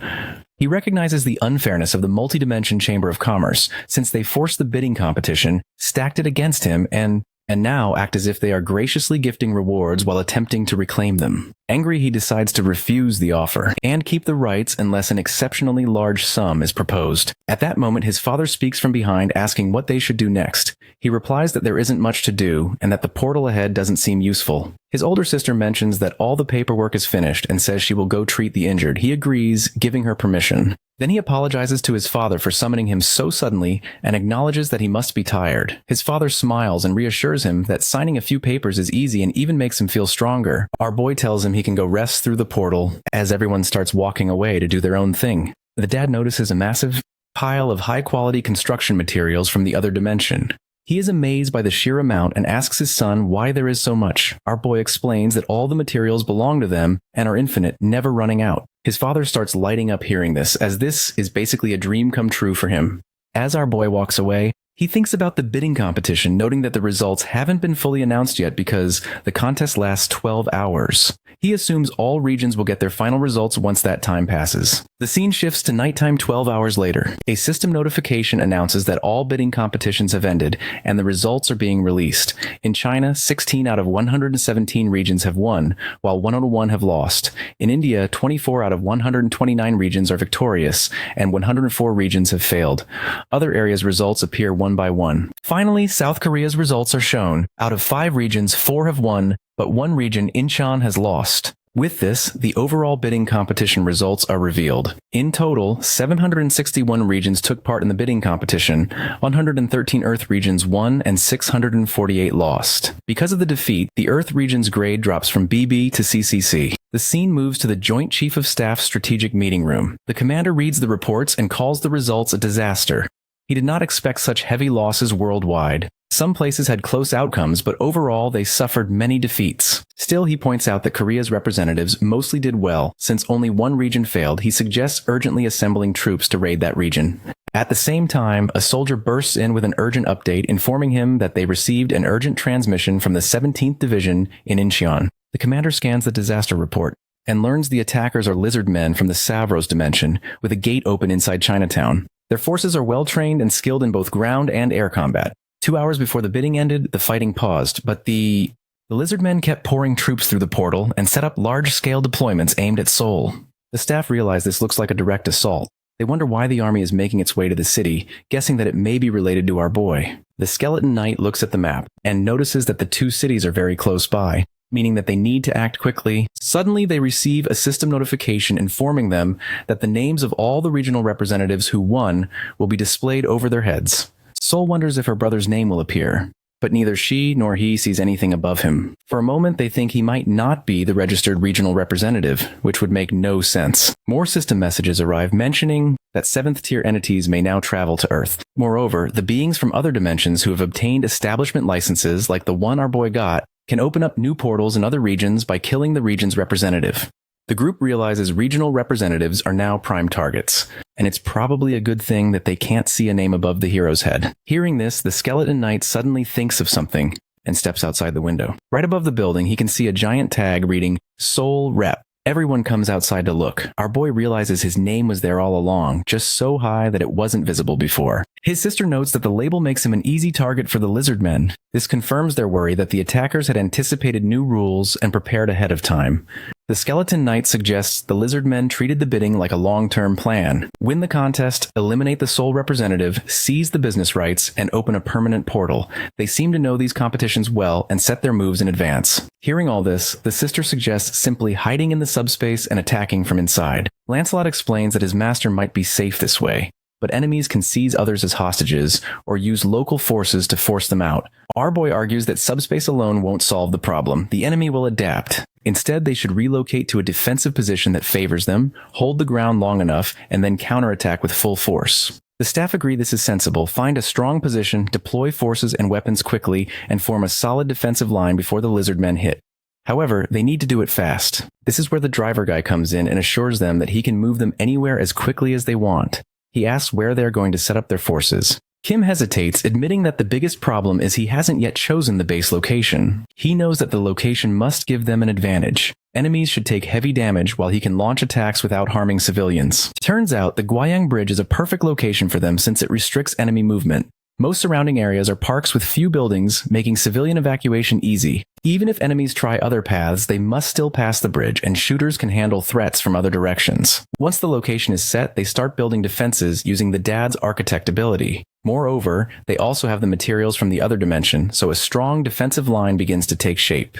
The Emeth warehouse still contains spare materials, which Kim retrieves for barricades to slow the enemy advance. His fighter sister and the archer skeleton stand on top of a fortress, prepared to throw the javelins they collected from the Holy Knights. Construction continues efficiently below, with barricades strategically placed and shooters positioned to maximize coverage. Our boy notes that while barriers can slow ground enemies, air units remain a threat. It takes them just 4 hours to put it all together thanks to his dad's ability. However, even after all of this, they failed to take into account two crucial things. First, that the reptiles are strong swimmers and the river is 1 kilometer long, allowing them to bypass the shooters and get to the other side without using the bridge. Secondly, the woods on the other side provided them excellent cover and they were able to sneak up behind the hero's troops, after not being spotted by the group. The enemy General Rocky wonders how the Emeth dimension lost to these creatures. At the same time, a lizard man reports to him that General Iatu is ready for the attack. The archer, skeleton, and soul completely fail at identifying the enemy position and get ambushed by a bunch of flying lizard men. The enemies advance rapidly, shocking everyone with their speed. Soldiers immediately open fire with the enhanced bullets, which impact the enemy, while our boy throws the Emeth dimension materials through his portal to slow them. The enemies dodge obstacles and continue forward. General Iatu commands his troops to continue advancing, since they won't be able to hit them with these materials if they get too close. The other general orders him to charge, and he obeys, charging straight at our boy. However, he gets stabbed by a spear from above thrown by our hero. This isn't enough to stop him, and the general continues to charge, filled with rage. The skeleton knight notices that both generals are at 7th rank, but the one charging at them doesn't seem to know many fighting techniques. The real danger is General Rocky standing at a distance. Keep your eyes open. Keeping this in mind, he asks our boy to handle the big guy while he goes for the main general. The other guy accepts his challenge and orders the big lizard to continue charging. Seeing how the knight dove in without fear, he starts to respect him as a warrior and asks for his name. After exchanging names, the guy asks him if he is ready to put his life on the line and fight him. Lancelot asks him the same thing, but before they begin, he points at his mount and questions if he will fight sitting on that thing. The general thinks it's fair since they are only testing their own strengths. Hearing this, the knight basically tells him that it's fine since he is so scared of losing his life. This rage bait works perfectly, and the general steps down from his mount. Meanwhile, the soldiers focus all their firepower on the advancing enemies. Despite their efforts, the sheer speed and numbers of the attackers keep them pressing forward. They coordinate, warning each other of the approaching threat, and take cover to tend to an injured comrade while maintaining heavy fire to slow the enemy's advance. From above, the hero's sister throws a spear at a lizard man, knocking him off the building. Before he can recover, she jumps down and eliminates him completely. She informs the soldiers that she will stop anyone trying to climb the buildings, instructing them to keep firing. More lizard men approach, but she takes down another with a precise strike, while soldiers pick off the rest from a distance. Meanwhile, her sister tends to the injured soldier. On the ground, everyone is giving their full effort. The enemy also has some fighters attacking from the air, and the archer skeleton has to deal with all of them alone. Seeing them approaching, he realizes that he might not be able to stop them alone, and hopes the person he is waiting for arrives soon. Meanwhile, our boy is still fighting with the general. He keeps him at a distance by continuously firing those enhanced materials at him. Even the monster admits that he is powerful, but it doesn't stop the barrage of attacks from coming. The hero isn't even firing by himself since he has put the shipping on automatic. With one of the generals immobilized, he starts to worry about his skeleton knight. As he looks back, he notices General Rocky holding a holy spear. Just as he tries attacking, the skeleton knight dodges and leaps back. This makes the monster annoyed, and he questions if this is how warriors are supposed to fight. Lancelot wants to prove him wrong, but he understands just how dangerous his weapon is. It seems like he has enhanced it using the same technique from Emeth's dimension. He has a new thought. Asks the general if the Emeth dimension crafted the spear for him. The general dismisses it, telling him that it was crafted in their own dimension, and the other dimension only enchanted it for them. My man tries to rage bait the monster again, asks if he is using that weapon since he doesn't have the skill for a proper fight. The general doesn't take the bait this time. At a critical moment, the skeleton knight loses his balance and the monster launches a final attack, expecting to end the duel. The spear reaches near the knight's neck, but unexpectedly stops, slips from his hand, rotates, and enters a portal. Our boy stores the holy spear as a new item in the Emeth warehouse category using 238 mana stones. With the spear in his arsenal, he assures the lizard guy that he will put it to good use. Seeing all this, the general asks the knight if he is really going to fight dirty after all that warrior talk. The knight warns him not to talk about his master's plans without knowing anything. The lizard guy gets even more annoyed and starts trash-talking his master. Hearing this, Lancelot mentions that he can sense his fear since he lost his weapon. Now he is using anger to try and hide it, but it's no use, since he doesn't even need a sword to defeat him. With this, he drops his sword and gets into a fighting stance, claiming that the result will still be the same. This makes the general laugh, as he also gets into a fighting stance, preparing for battle. Meanwhile, our boy checks out the stats of his new blade and realizes just how epic it truly is. Since our boy is distracted, the monster notices the attack pausing. He laughs mockingly and asks if he froze in fear after seeing his rock-solid defense. The monster continues boasting about his strength, revealing that no one can stop his charge except the two other generals. However, before he can do anything, two spears come flying and stab him in the arm. Shock fills his face as he realizes that this spear belongs to his comrade. Before the guy can figure out anything else, he gets bombarded with countless more holy spears, and he falls down. A system notification confirms ownership of his dimensional account transfers to our boy, along with 1,067 mana stones, and a level D enchantment stone. But with the etherealization attribute, on the battlefield, soldiers continue firing, killing many lizards. The sister sees the lower area, cleared and the building safe, but realizes she left the archer skeleton alone to handle flying enemies. She quickly runs to help, but when she gets there, it's already too late since he has already taken care of all the enemies by himself. Elsewhere, the skeleton knight and the general continue their duel. They are evenly matched in terms of strength, but Lancelot holds the technical advantage. Bro turns into Prime Mike Tyson and starts hammering the lizard man with his punches. The general tries fighting back, but it's no use as he gets hit by a nasty uppercut. With the general on the ground, the knight asks him for his final words. The guy commends him for this glorious battle before getting squished by another punch. With both enemy generals down, the soldiers realize that they have survived the onslaught. At the same time, another soldier quickly informs the chief that they have an urgent message from the Joint Chief of Staff headquarters. Moreover, as long as the gate core is open, more and more monsters can just pour in from the other dimension, so now it's their turn to go on the offensive. Meanwhile, our boy continues upgrading his system. He uses 1,000 mana stones and raises his simultaneous shipping to level 3, allowing him to ship 8 objects simultaneously. He also considers the enchantment stone generated from the general he defeated earlier, wondering how best to use it.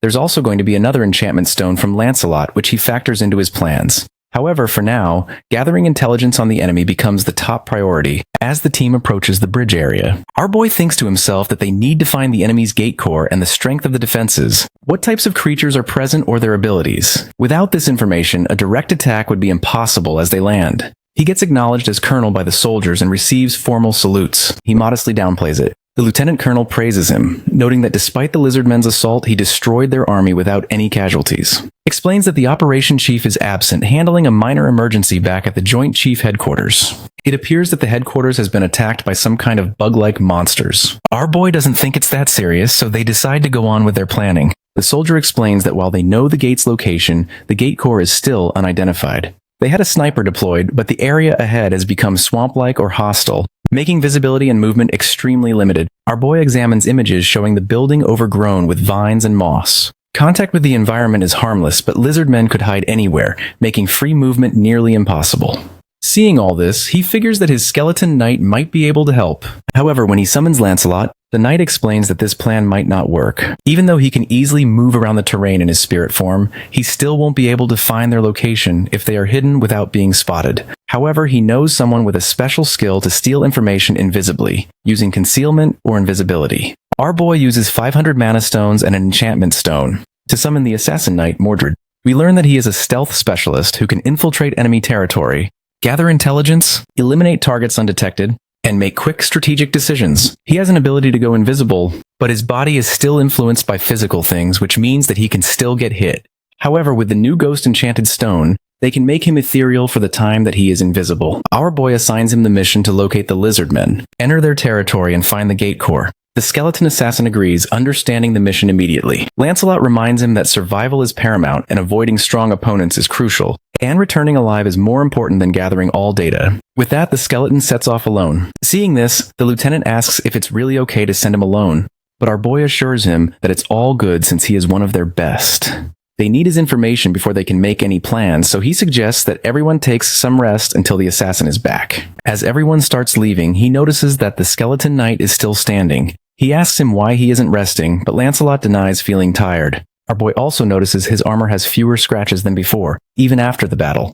The knight explains that Camelot allows armor to regenerate if sufficient materials are available. He also points out a newly generated stone with the damage regeneration attribute, which could be useful in the future.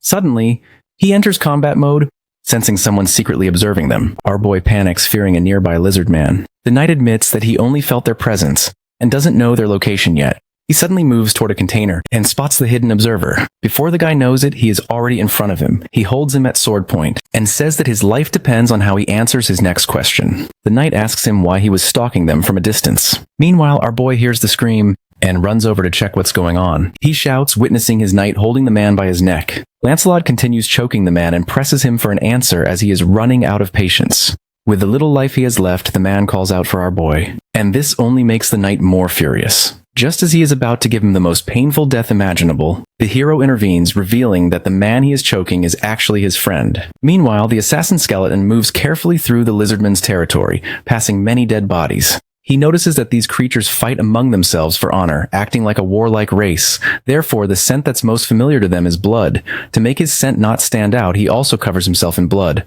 and begins moving towards the massive tunnel ahead. As he walks inside, he wonders why the lizardmen would build such a huge entrance, as it seems unnecessary and harder to guard. Inside, he observes many lizardmen of different sizes, carefully noting their positions while avoiding contact. At one point, he nearly collides with a lizardman, shivering at the thought that discovery here would mean death. Suddenly, an enemy appears right in front of him, but he uses his skill to slip past. He realizes that without his etherealization ability, he would already be dead. The most important thing for him is to find the gate core and return without being detected. In a deep room, he spots a round-headed creature interacting with an old man. He quickly recognizes this as the gate core. The old man scolds the creature for disrupting his magic studies, threatening to lock it up if it misbehaves. A mysterious voice from behind intervenes, belonging to the leader of the lizardmen. The voice reminds the old man of their deal, that he will protect the gate core. Hearing this, the old man acts annoyed and argues that he never said he would harm the core. He was just going to trap it. The snake mentions that he might have been a mage of arcane, but that was all in the past. Right now, he is nothing. Suddenly, a massive tail wraps around him, and the voice warns him to stop his useless behavior unless he wants to get crushed. The mage quickly apologizes and the snake lets him go. Mordred observes everything, realizing that the old man must have been part of the mages of arcane and now protects the gate core. He can't really see the snake properly, but he knows that he is probably the leader of these monsters. All this time, he is casually leaning on a guard chameleon. He guesses that they probably made the tunnel so massive because of this snake guy. While he is thinking, the chameleon starts sweating as he feels someone invisible leaning against his leg. The creature suddenly attacks, jolting the assassin and nullifying his invisibility. The mage also notices him and reacts by summoning his scrolls. He uses his magic missile attack, aims it straight at the skeleton. The scene shifts to the hero's childhood. At school, he met a kid who teased him for his old-fashioned uniform. Our boy wanted to rearrange his face, but he held himself back. The boy continued teasing him, and eventually got what he deserved. His name was Minwoo, and he used to be a loner who was always by himself, boasting about his family's wealth. All the other kids thought of him as a show-off and ignored him. However, one day, as he was playing on his Nintendo Switch, the other students ganged up on him and snatched it away, saying that he can probably buy more. When he tried resisting, they beat the crap out of him. For some reason, our boy decided to intervene, striking one of the boys with his school bag to protect the loner guy. The only reason he did it was to show the boy that he was not the guy to be messed with. However, the bullies thought he was just like him, so they targeted him next. Just when one of the bullies was about to throw another punch, someone caught his wrist. He looked back to see the terrifying figure of his sister. The sister looked at him with a disappointing expression and said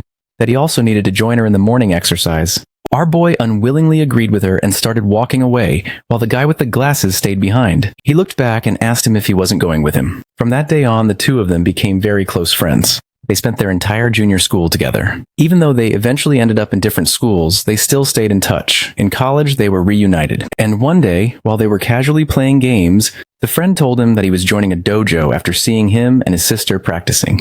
The guy continued attending the classes throughout college, and thanks to that, he was awakened as a swordsman in the present time. His friend tells him not to act shocked since he himself is the representative of the entire city.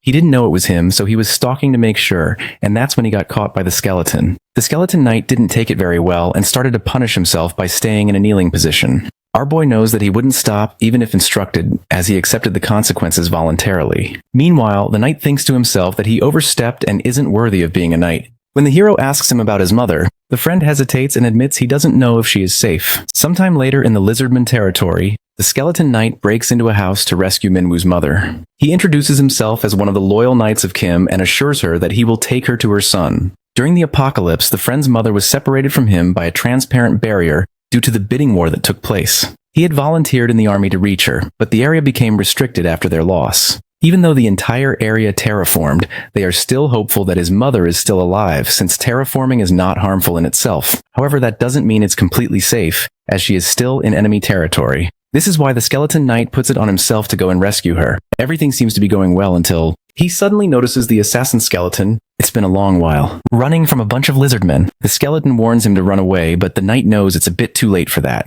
Looking at their units, it seems unlikely that they can outrun them. Realizing that he needs to make a decision on the spot, he orders the assassin to retreat with the mom and deliver all critical information to the hero while he stays behind to hold off the enemy. He also instructs him to tell our boy that the enchanted stone will be best used on Percival.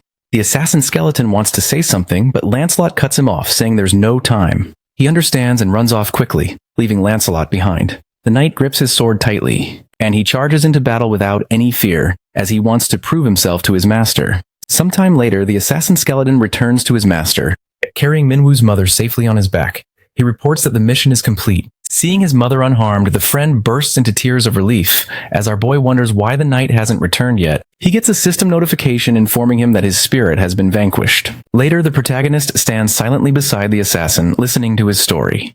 He learns that Lancelot sacrificed himself to protect his friend's mother and ensure that he could deliver his message. He didn't die in the normal sense, as his spirit can be revived using the enchant and magic stones, though it won't be easy.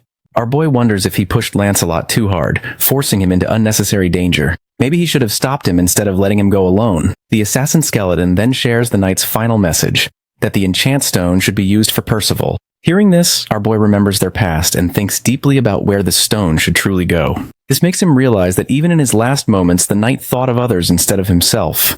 Covering his face in grief, he praises Mordred for his bravery, and tells him to recount everything in detail so that the knight's sacrifice will not be wasted. Meanwhile, back in the cave, the knight's broken helmet is in the mage's possession. He analyzes the helmet and suspects the presence of a sorcerer or lich behind this. The snake commends him for catching a 7th rank opponent, saying it will weaken the enemy forces significantly. The mage calmly raises his hand and replies that in moments like this, it's not about saying good job, it's about saying thank you. He argues that catching the intruder was the job of his soldiers. The snake agrees but still doesn't say thanks. The wizard, clearly annoyed, says it's useless and questions what he plans to do with the enchantment stone. The snake calmly replies that he has no plans for it right now. He mentions that he would have given it to the 2 generals, but since they're gone, that's no longer an option. The mage interrupts with a sly grin, suggesting an obvious alternative: himself. He offers to take the stone and in return promises to make him the ultimate scroll. He explains that scrolls are one-time items that let non-mages use magic, and that their cost varies depending on the type, with the best ones being worth more than 3rd-class enhancement stones. The snake, however, doubts his skill, saying that his scrolls are poor quality because he traps living beings inside them. He argues that trading for armor or weapons would be more effective. The mage grows irritated, calling him a fool for not understanding his brilliant work and labeling him a savage. The snake calmly remarks that if refusing to follow his ways makes one a savage, then even arcane mages who reject his methods must be savages too. Enraged, the mage shouts, but the snake ends the argument, saying he'll use the enchant stone to strike a deal with the Emeth dimension and warns him to use only the prisoners they provide for his scrolls.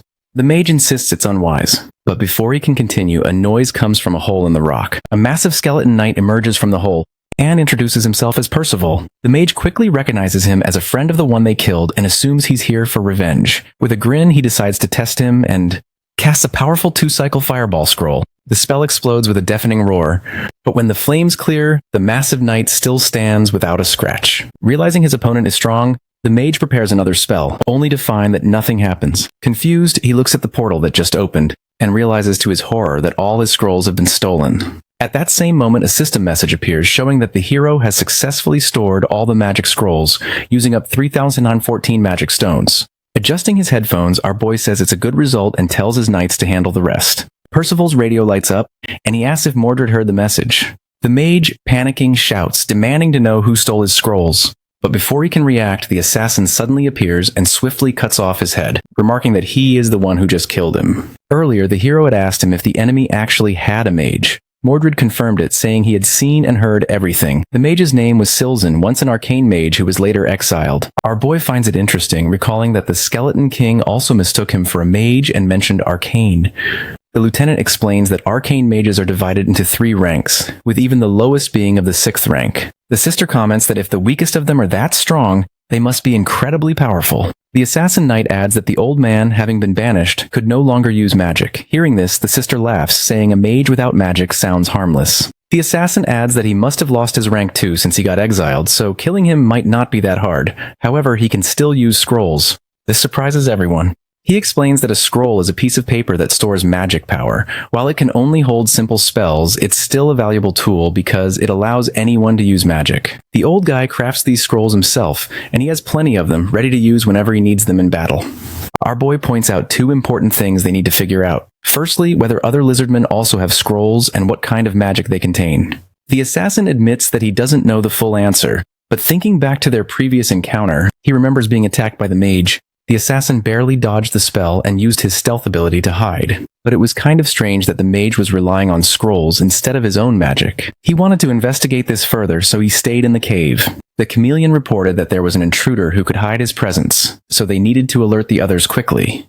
The assistant agreed, but before they could act, the assassin took the chance to attack. He silently killed the assistant and he was not able to attack, and then revealed himself. Knowing he needed information for a strategic advantage, he swiftly struck again, decapitating the chameleon too. Meanwhile, the mage grew frustrated, calling his subordinates foolish lizards for failing to catch a single intruder. He complained that he had to do everything himself and that making scrolls was no easy task. The assassin, recalling all this, notes that the mage had even chased him outside the cave, which helped them learn more about both the mage and the lizardman's strength. Still, their pursuit came at a cost, and Lancelot lost his life in the process. Our boy reassures him, telling him that the information he risked his life to gather was crucial. Without it, they wouldn't have learned about the mage's existence.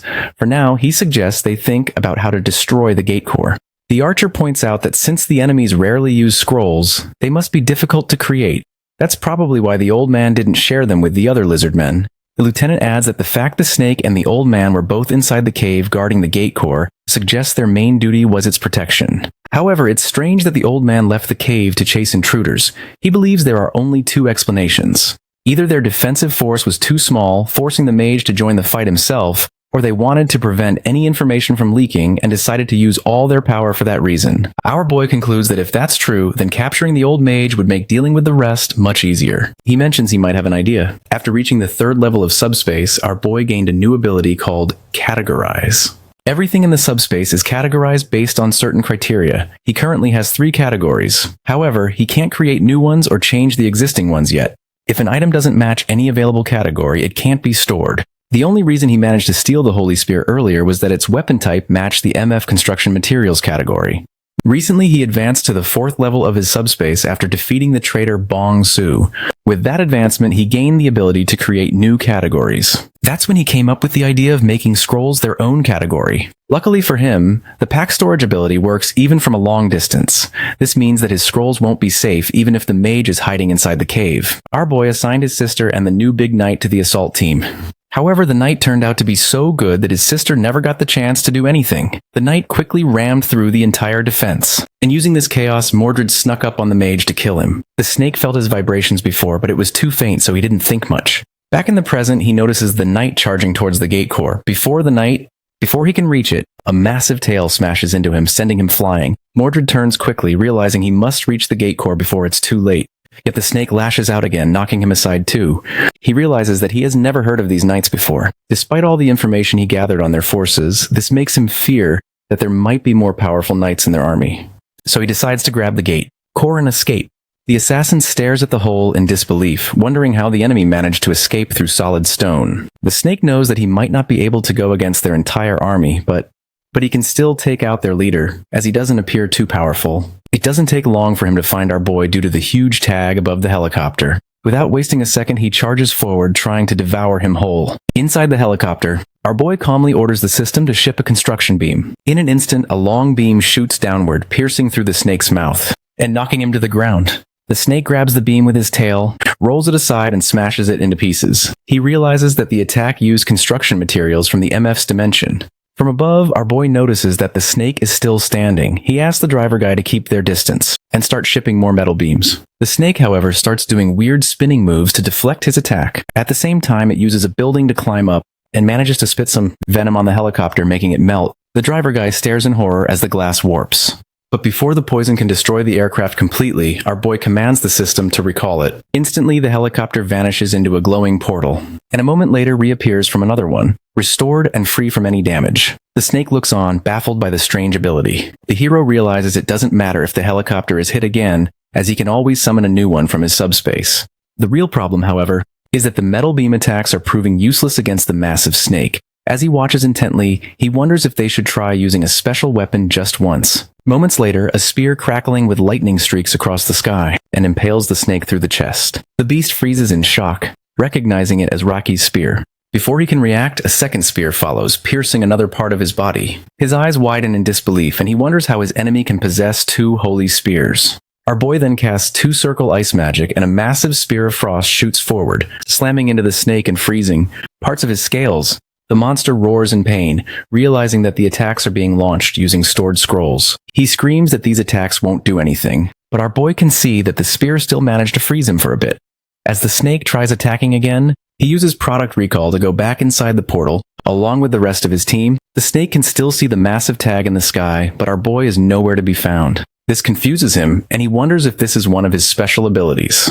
Then, to his astonishment, the hero and his entire team emerge from another portal, with each of them holding a scroll. Together, they unleash a barrage of two-circle magic, creating dozens of ice spears that streak through the air and stab deep into the snake's massive body. Our boy calls out that the monster is down and orders everyone to fall back. He instructs Pac to summon the Blackhawk helicopter again. The team quickly boards it through the portal.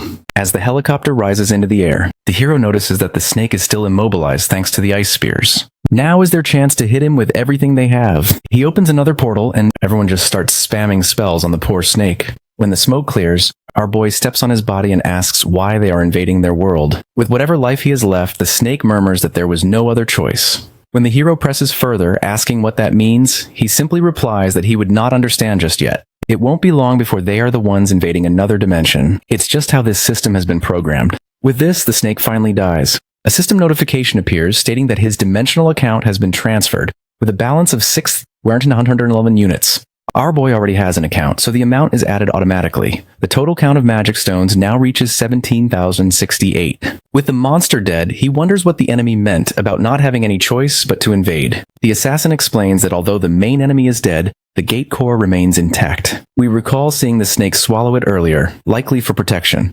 Realizing this, a hero guesses that the core must now be inside his body. Mordred reassures him not to worry, saying their dimension is skilled at cutting open such corpses. He rushes into the snake's mouth along with the other knights. It doesn't take long for them to find the gate core, and our boy receives another 33,638 mana stones. At the same time, he notices that the terraformed landscape is vanishing.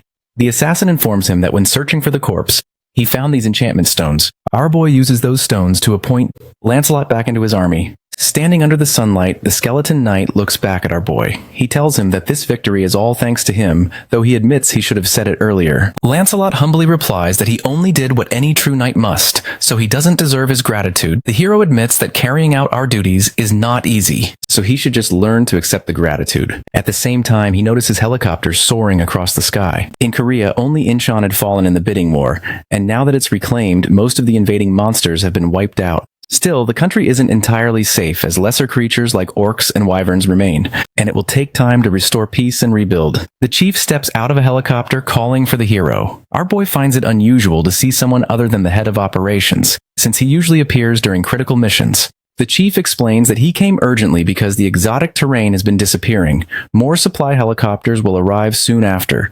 When he sees the massive corpse beneath our boy's feet, he realizes it's the leader of the lizardmen and shouts in disbelief, wondering how they managed to defeat such a creature. After some time, a steaming plate of food is placed on the table. Our boy looks at it while drooling, since he hasn't had something like this in ages. It all started right after his friend's mother was rescued. Once she was safe, she was sent to subspace to be treated by his nurse sister. As a thank you, she wanted to treat them to something nice. But the sister assured her that they were all eating well. When asked about food, she revealed her brother's ability. When she learned about his ability, she became interested and mentioned that she had a close friend who was a chef. She offered to speak with him about helping. That friend turned out to be a famous chef, Ung-shik Ju. Using unlimited ingredients from the logistics center, he created beautiful dishes filled with flavor and warmth. Even though they had unlimited materials, the chef only cooked each dish once. However, our boy stored those dishes in the warehouse category, allowing them to ship out countless dishes instantly. After reclaiming Incheon from the lizardmen, they celebrated with a grand feast. In the middle of the meal, his brother's wife suddenly covered her mouth, looking uncomfortable. Worried, the nurse asked if she had indigestion, but the girl assured her that she was fine, though she seemed tense. After analyzing her symptoms, the sister told her that they seemed like the early signs of pregnancy. After the meal, her husband stood and announced that they had already done the tests and confirmed that she was indeed pregnant. The group erupted in joy. The driver guy cheered at the news, joking that our boy was going to be an uncle. Our boy smiled awkwardly, but was clearly happy, feeling as if he had suddenly stepped into adulthood. However, good news never lasts long in their world. In the midst of the cheerful chatter, the colonel quietly leaned toward our boy and whispered that an urgent radio message had arrived from the operational headquarters. It was from the chief himself, and he needed to respond immediately.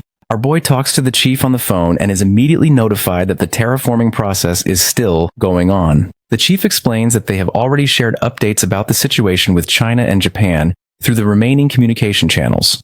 Both countries are experiencing large-scale terraforming, and now its effects are starting to spread beyond their borders. Each nation faces different problems. China is suffering from toxic gases leaking from the Beijing Gate, while Japan is dealing with poisonous water flowing out of the Fukuoka Gate. When he asks which poses the greatest danger, the chief says that although both are serious, the toxic gases in Beijing are far more threatening. He also warns that even though the poisonous air hasn't spread yet, bugs have already begun to appear. It's only a matter of time before the gases follow. He insists that the Beijing Gate must be sealed quickly. Their forces plan to send reinforcements, but he admits that it's not a problem they can handle alone and feels embarrassed to ask for his help. Our boy cuts him off, saying there's no need for hesitation. If they don't act now, the Korean peninsula will become a wasteland. Of course, he will help. He does, however, worry whether entering China without an official invitation might cause trouble. The chief confirms that it might, but our boy doesn't hesitate. He orders preparations for the third security group to depart that very night, and ends the call. He isn't going to let his nephew or niece grow up in a world filled with gas or giant insects. It's time to restore Earth to its original state. With these thoughts in mind, he instructs Pax to upgrade the subspace. The system responds, notifying him that he used 10,000 mana stones to level up his parallel dimension. After the upgrade, he unlocked some new features, including the option to install a subspace portal for 1,000 magic stones. Our boy quickly authorizes it, and the portal is successfully installed. These installed portals are different from his usual summon portals. Once installed, they cannot be moved and have no physical strength to block attacks. However, anyone with permission can enter them to access the subspace, making them a powerful tool for defense and quick transport. His friend jokes that it sounds almost like cheating and asks if he is leaving for China. Our boy explains that he is planning to close the gate in China first, and then head to Japan. His friend smiles and tells him he's becoming a world-class hero and offers his help anytime, explaining that although he hasn't shown much yet, he has awakened as a swordsman. Before parting, he thanks our boy for everything and asks him to stay safe. Kim nods, raises his hand in farewell, and reminds his friend to take care as well before setting off on his new mission. Sometime later, at Incheon International Airport, the captain of the third security group calls out to a guy named James, who was working under a plane. He mentions that the team that was supposed to go to China has already arrived. The man crawls out from under the plane and tells him that he isn't done yet. The captain welcomes our boy at the airport and mentions that they've been preparing an aircraft for them for their trip to China. He shows them the C-130J aircraft that looks like it's come straight out of a spy movie. The plane is still undergoing modifications, since they might have to face monsters along the way. He assures them that it will be done soon and they will be ready for takeoff in no time. Hearing this, our boy mentions that the engineers might be working on the bottom, since he saw some lights down there. The captain corrects him, saying that they only have one engineer working on the entire plane. His name is James, the same guy we saw earlier. Just as they are talking about him, The man finishes his modifications and walks over to them, looking all jacked. Since he can only speak English, he has to hold a special mana stone to act as the interpreter, as he explains all the modifications he did on the plane. The guy explains that he only modified the belly of the aircraft since that's the only part that can realistically get attacked. He used to be a former aircraft engineer before the apocalypse, so he awakened as a mechanic, even though he was already good at his job. Our boy wasn't expecting him to be this good. After checking the modified parts and doing some inspections on the aircraft, they decide to distribute some food and other supplies to the team at the airport. Our boy also hands over food to the engineer guy, and that's when he learns that he is not like others. Despite living in an apocalyptic world, he refuses the food, saying that he is full. It's not like he is happy or upset, he just doesn't care about it. Hearing this, our boy orders the system to ship the food back. The engineer guy is a bit surprised by the AI robots and looks on in awe. Our boy notices this. He wonders if he can offer him some kind of machines to get him to join his team. Using his abilities, they can achieve great things in the lab. He offers the guy some motorbikes and any machines he wants and asks if he would join him. Initially, he rejects his offer since they just met and he doesn't really trust him. However, when our boy is about to leave, he stops him and asks if he wants to make use of his ability. The guy agrees to work with him on the condition that he will take him back to America. Hearing this, our boy mentions that it might take some time since he is planning to go to Japan after taking care of things in China. The guy doesn't really mind as long as he gets to America. After getting him into his team, our boy asserts his dominance and projects some aura by summoning dozens of Blackhawks and other vehicles in front of the engineer.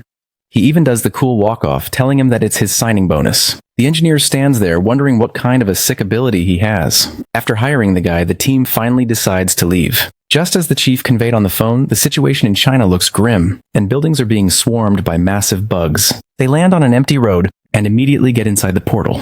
Lancelot steps out on the other side to make sure everything is safe, and gives them the signal to come out. Our boy walks out with a gas mask, since the entire place is filled with toxic gas. It isn't long before the leader of Heaven's Exile clan, Yun Yang, arrives to welcome them. Thick clouds of toxic smoke surround the ruins of the destroyed buildings. The clan leader quickly shuts the door, relieved that the giant bugs haven't followed them. He apologizes for the poor condition of the room, admitting it isn't much, but our boy assures him that it's fine. He looks at the people inside, glowing faintly with energy, and wonders what they're doing. The leader raises his hand and explains that they're using their inner energy to purify the air so that everyone can safely remove their masks. This ability belonged to people who have awakened from the world of martial arts. Across China, ancient martial arts schools have preserved their traditions for generations.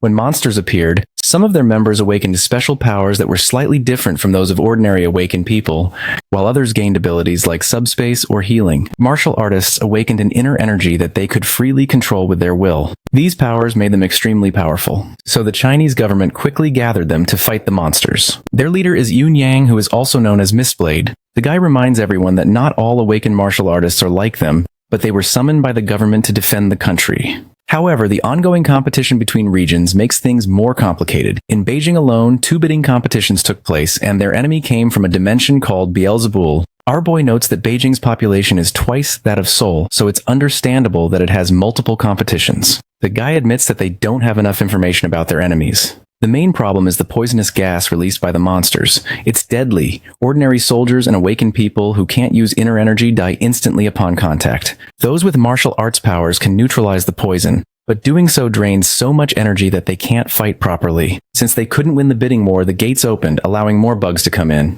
Since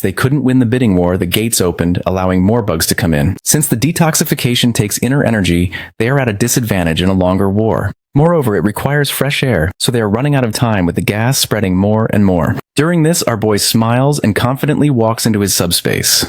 He has fresh air cans stored in the facility, so he plans to extract air from them using the lab and register it as a product. Doing so allows him to ship out fresh air from the subspace continuously. The building immediately fills with new fresh air, and the people inside finally breathe in some life. The leader stares at the portal in disbelief and wonders what is going on. When he called the Korean army for help, he didn't have much hope. People without any inner energy couldn't even walk around in the gas, so he was expecting them to refuse. However, the chief confidently told him that their colonel was coming. Initially, he thought of them as fools, but seeing all this with his own eyes, he realizes that he was the fool all along. He quickly apologizes to our boy for causing trouble for them, and assures him that they won't let the gas reach their country. Our boy awkwardly tells him not to apologize, since it isn't his fault. The leader mentions that they might need a few days to rest and recover their energy, and our boy agrees. The next moment, he ships out some tasty dishes for all of them, and they have a feast. After eating, they all gather to discuss their strategy. The leader explains that there are different kinds of bugs and they even have different ranks. Most are 8th and 9th ranked, but some may even be at rank 7. The best way to identify the 7th rankers is to look for bugs that seem rare, since normal-looking bugs are mostly not that strong. After that, he starts discussing the location of the gate core. While everyone is listening, the skeleton knight notices something out the window. He informs everyone that a weird-looking monster is outside. Turns out it's a giant centipede, and looking at it, it's probably at the 7th rank. Our boy can't help but focus on its long, creepy legs. They already looked disgusting when the creature was smaller, but now that it's grown so large, they look even more horrifying. He wonders how something that big can move so fast and guesses that it might even be a 6th ranker. The sect leader corrects him, explaining that the centipede is actually an 8th ranker. Our boy is surprised that such a huge creature ranks so low. The leader then adds that despite its terrifying appearance, it isn't very strong. Among insect-type monsters, centipedes are actually among the weakest species. They just look powerful because of their size and appearance. Just then, Sol walks in, saying that since the centipede is only rank 8, it's the perfect target for her. She's been bored for too long and wants some action. She declares that no one else is allowed to touch it and that she'll handle it herself. Her brother tries to interfere, but she isn't planning on staying behind this time. Our boy watches as his sister opens the window and jumps out of the building. He calls after her, cheering her on and telling her to show the centipede her true strength. The sect leader, however, looks worried. Our boy assures him that there's no need to be worried as the girl is his real sister, and he knows exactly how strong she can be. But the sect leader reminds him that the air outside is filled with toxic gas, and asks if they've prepared for that. That's when he suddenly realizes that she went out without even taking a mask. Outside, she charges her fist with crackling electricity. Grinning with excitement, she launches a fierce punch straight at the centipede. The sect leader watches with concern, thinking that no matter how strong she is, the toxic gas will weaken her and make fighting difficult. He also knows that the centipede's outer shell is extremely tough, and he doubts her attack will do much damage. Thinking this, he quickly decides to go help and tells his student Long Quan to prepare.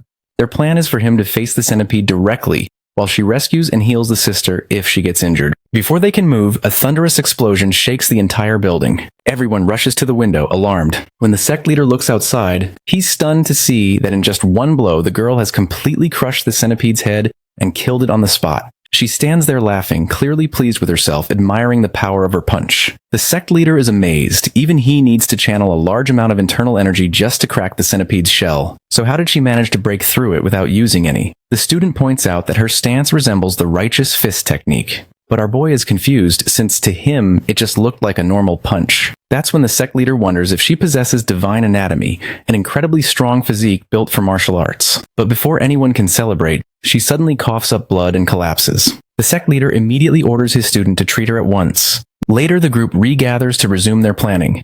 The sudden centipede attack had thrown off their previous strategy, but they quickly get back on track. The sect leader explains that they must push forward no matter what. They discuss the challenges ahead. The toxic air slows their movements, and the overwhelming number of insects makes it impossible for them to fight the bugs alone. Moreover, it's hard to figure out which insects are rank 7 and which are rank 8, and they must close the gate within 3 days. Their plan is simple but risky. Avoid unnecessary fights and head straight for the gate's core. They already know where it is, but as they move closer, the insects grow more violent. These creatures aren't intelligent, yet they instinctively defend the core, making the task extremely dangerous. Still, this is their best plan given their circumstances. The sect leader offers to teach Sol a few techniques and introduces his disciple. Since they don't have much time to assess her skills, he proposes a duel between the two. Sol isn't too sure and asks them if it's really necessary. The student assures her that training with her will benefit both of them, since she also needs to improve her skills. However, she warns her not to underestimate her, since she is second only to her master. The sister accepts the challenge and launches her first attack, moving fast and using energy to boost her strikes. Their sparring begins, and the sect leader watches proudly, commenting on the different martial arts techniques that the sister is using. Our boy, who's been hit by her countless times over the years, just sees them as normal punches. The sect leader even mentions that if she could use a sword, she would become far more powerful. He offers to teach her swordsmanship, though our boy declines for himself and instead asks if his friend can learn. Since the sister doesn't yet have martial internal energy, she relies on her barrier energy to strengthen her jumps and attacks. This allows her to pick up new techniques quickly, and her progress is impressive. He is proud of how fast she's improving. She keeps practicing, working on strikes, barrier breaks, and close combat drills. Seeing everyone grow stronger in this new environment fills our boy with motivation. He decides he can't stay idle while others train. With plenty of mana stones at his disposal, He plans to create new equipment to fight against the insect swarms. His subspace has now reached level 5, unlocking more advanced functions for his lab. The lab itself is at level 3, allowing him to simulate and preview equipment as holograms and even test their performance before making them.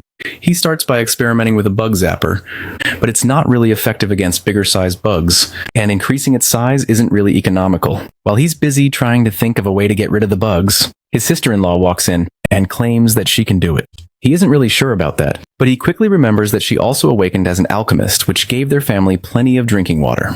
The sister-in-law reveals that she has been using the lab a lot while he was gone, and asks him what kind of bug spray he needs. After glancing at the giant centipede corpse behind him, he asks her to make the most powerful spray that can wipe out any bug.